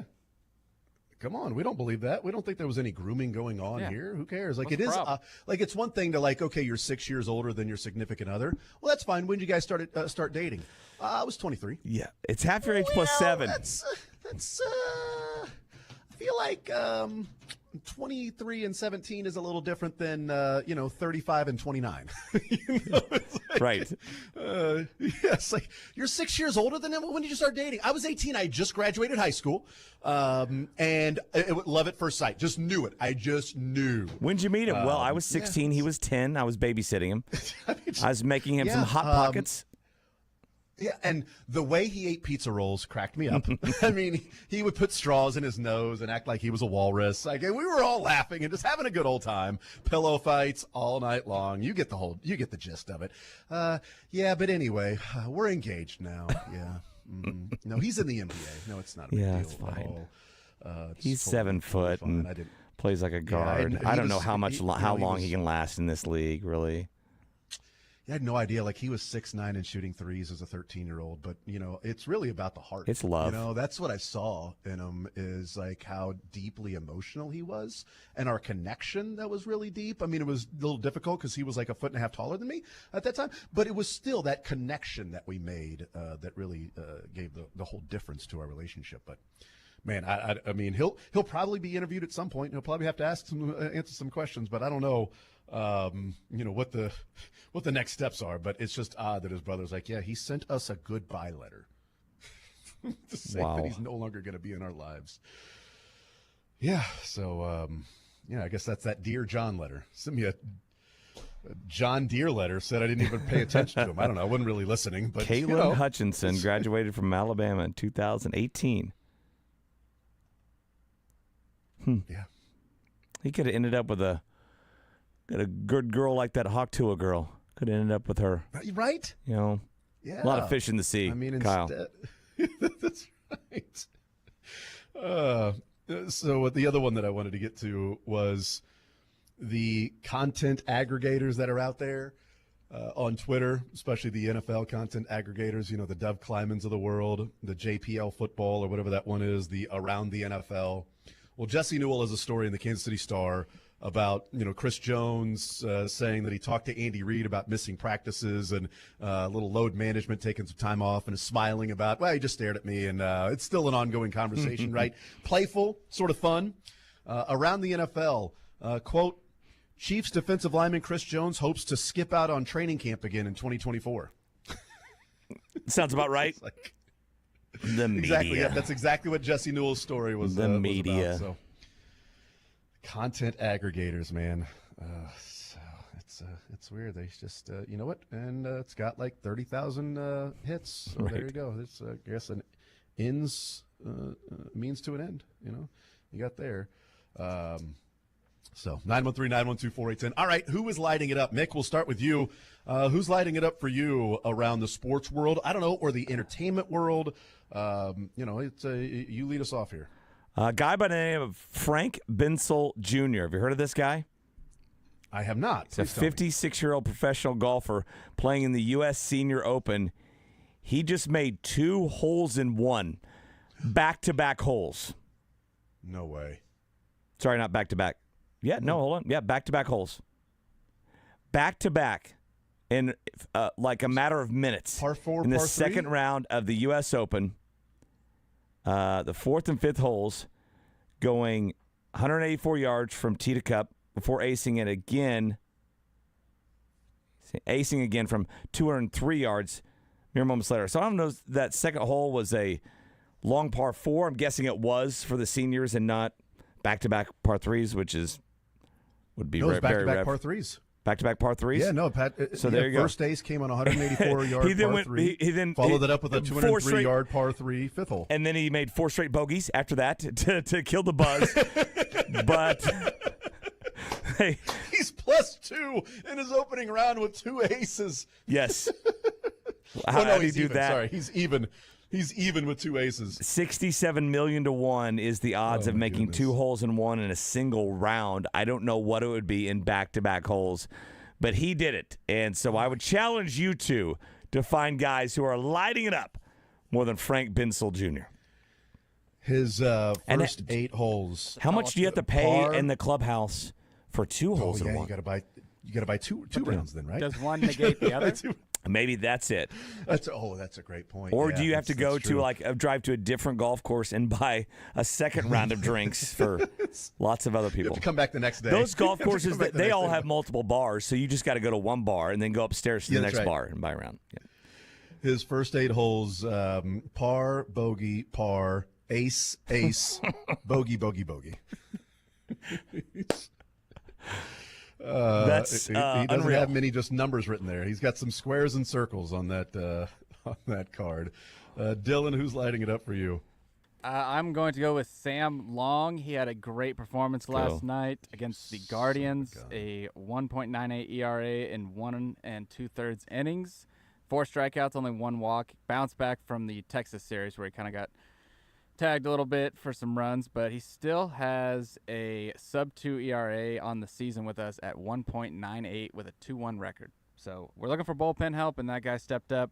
It's also a little selfish on my end because I tried to say that he was better than Chris Stratton, and then Chris Stratton went out and dealed, and Josh Kaiser danced on my grave a little bit. So I am just trying to, claim back some dignity here with this as well. No, you know what? Sam Long was one of the ones that I had that I was going to use as my number one, but I had some backups. Just in case. Somebody that's lighting it up and is getting a lot of love around Major League Baseball. The Dodgers bat boy that may have saved the life of Shohei Ohtani. Yes. By catching Well done. a Well done. 95 mile an hour foul ball that was headed right for Shohei Ohtani. That's unreal. and, There, we need to maybe look at that guy. Is he like what was that one movie where he's Unbreakable, right? Where you just can't be right, hurt, right? it shattered every bone in his hand, but he didn't feel it, and he healed an hour later. Or the one about the kid. It was Superman growing up and he turns bad, right? He as a kid he just couldn't be bruised or hurt. That was amazing because you had Shohei Ohtani and everybody else in the dugout taking off, and he just grabs it. Yeah. No, it's great. And look, it's great that the Dodgers have yet somebody else that will step out in front of Shohei to take all the bullets for him and to protect him. The Dodgers organization is smart like that. It's more people. Step up for Shohei. I pick up what you're putting down there. What are you talking about? I'm talking about the Bat Boy. Yeah. That Me they too. put him right in, and he protected him. I like how I think it was the new interpreter dove out of the way. It's like, oh my God! Like your job is actually to dive in front of him. So you're the shield for him in a lot of different ways. The media part of it, the gambling part of it. We need you as a meat shield if a foul ball comes his way. Literal that's your shield. job, dude. You are the literal shield to that. But I really hope that dude got paid very well in the tips from the Dodgers as the Bat Boy as they were leaving Chicago. I hope that was the case. $700 million Shohei Ohtani. Well- Somebody tweeted at me, and I can't remember who it was, and I said that I hope he gets like a year's worth of salary. And somebody tweeted and said, yeah, but it's the Dodgers. It'll be deferred. Right. Yeah, I was gonna say, weren't they the team that made that lady do all the extra stuff, and then they separated the husband and wife just for like a home That's run right. ball? Yeah. So yeah, Yeah. that poor Bat Boy got a bag of David sunflower seeds and some chewing gum. Some big league chew. Did you want ranch or dill pickle? Sorry, we got you the wrong. Well, you know what? We'll give them both to you. Yeah, we're gonna need you to catch a bat to get a selection of seeds, but ball we kind of picked for you. We'll give you whatever we got left over. Does it help that this is from Shohei's collection? He's not eating out of them. It just was in his locker. Does that help at all? No, it doesn't. Okay, that's fine. All right, that's who's lighting it up. We will take a timeout. We'll come back, continue rolling. We got cuts before the show is over. More Zone on this Friday edition right here on Sports Radio 810 WHB.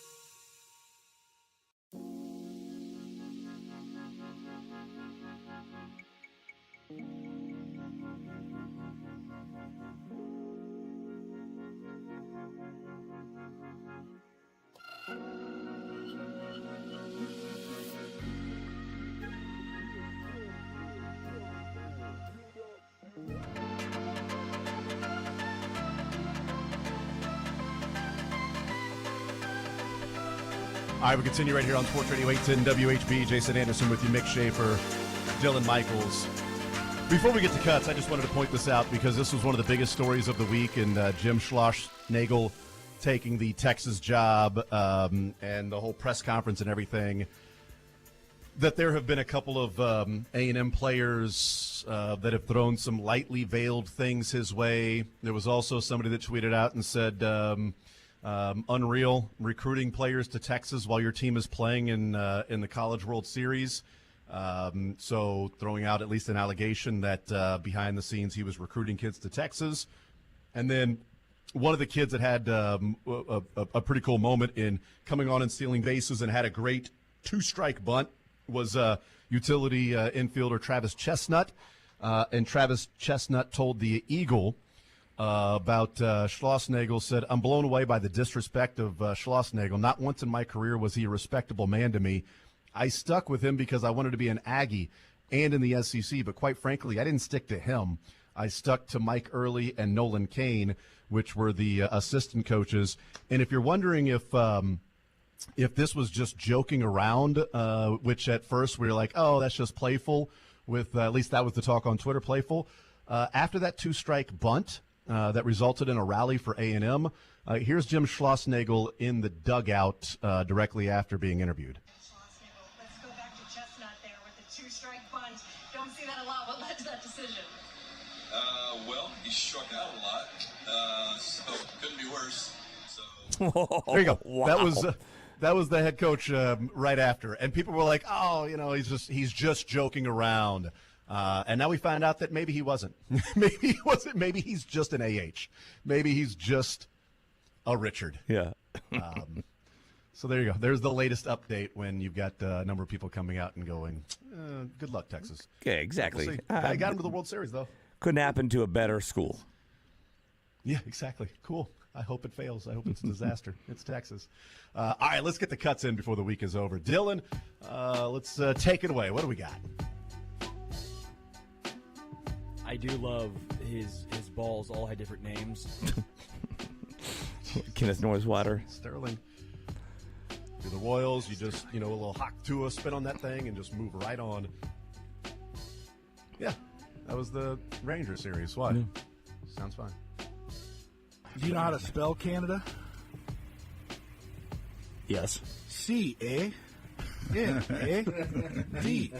I thought this was going to be a trick question at first, which is why I hesitated. I can't believe I've never heard that joke, eh? You know what? I laughed. I liked it. Good old-fashioned fun. That's what we have here on Sports Radio 810. Yes, Clean. We work clean. That's right. That's I right. like Clean going really from the are. bottom up.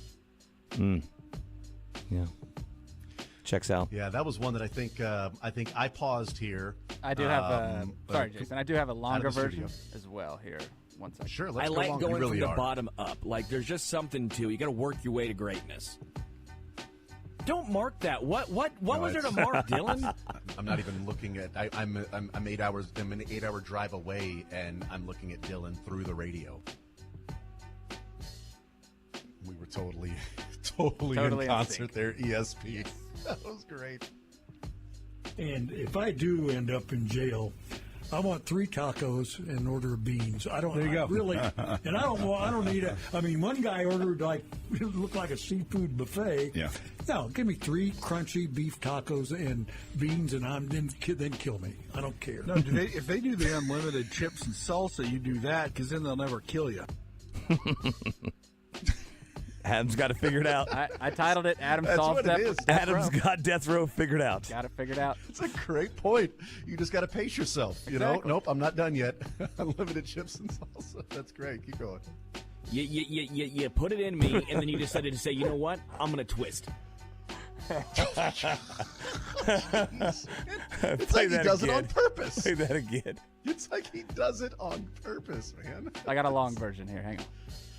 Oh, cool. Great. Let's You go put longer. it in me, and then you decided to say, you know what? I'm going to twist. And that's getting marked. I'm going to twist. What? But What did I say? Why do I that was always not get enough, marked? I Sterling. feel like I mean, feel like I don't deserve this. He loves the attention. I think he writes them out before the show sometimes.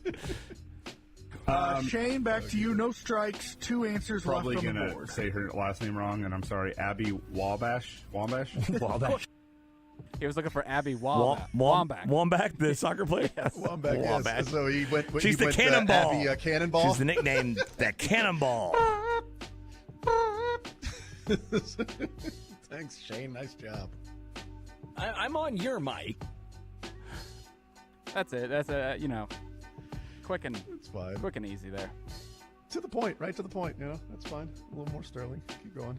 That's it. That is our weekly cuts. What? Yeah. Oh. A little dry this week. Yeah. No, not. It's not. It's Sterling doing what he does, man. Yeah. It is a volume owning shooter it. week. Yeah. What was the morning show doing? Didn't hear much from them. I didn't either. No. It's on me. Or No, then you're maybe fine. they I just got had a some, down week. They did, I think last week was a big I got week. some clips from this week that I'll load in for next week. Garrick Dieter decided in like a 3-minute time period to say a few curse words. Like every week, it's like you got to listen to that hour. You got to listen to that hour on your phone. Yeah. If you want to actually hear what Garrick Dieter's saying. Exactly. Because it's going to get dumped over the radio. And I think I could just play last week's, and it kind of.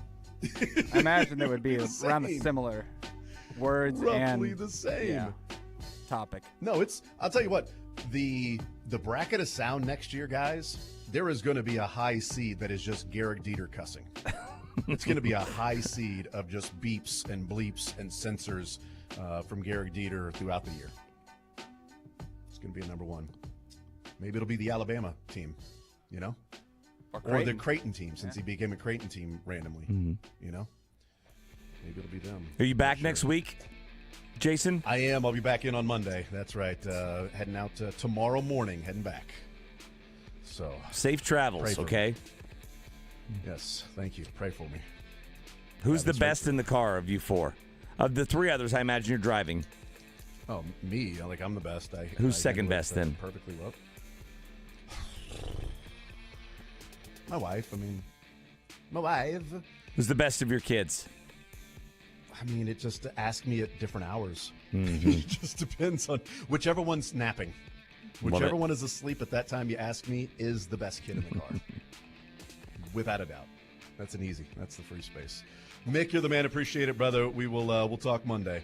Can't wait. Yes. To see you this time. I know, man. I can't wait to see your beautiful face. It is beautiful, right? I'm not looking at it right now. I'm going to assume.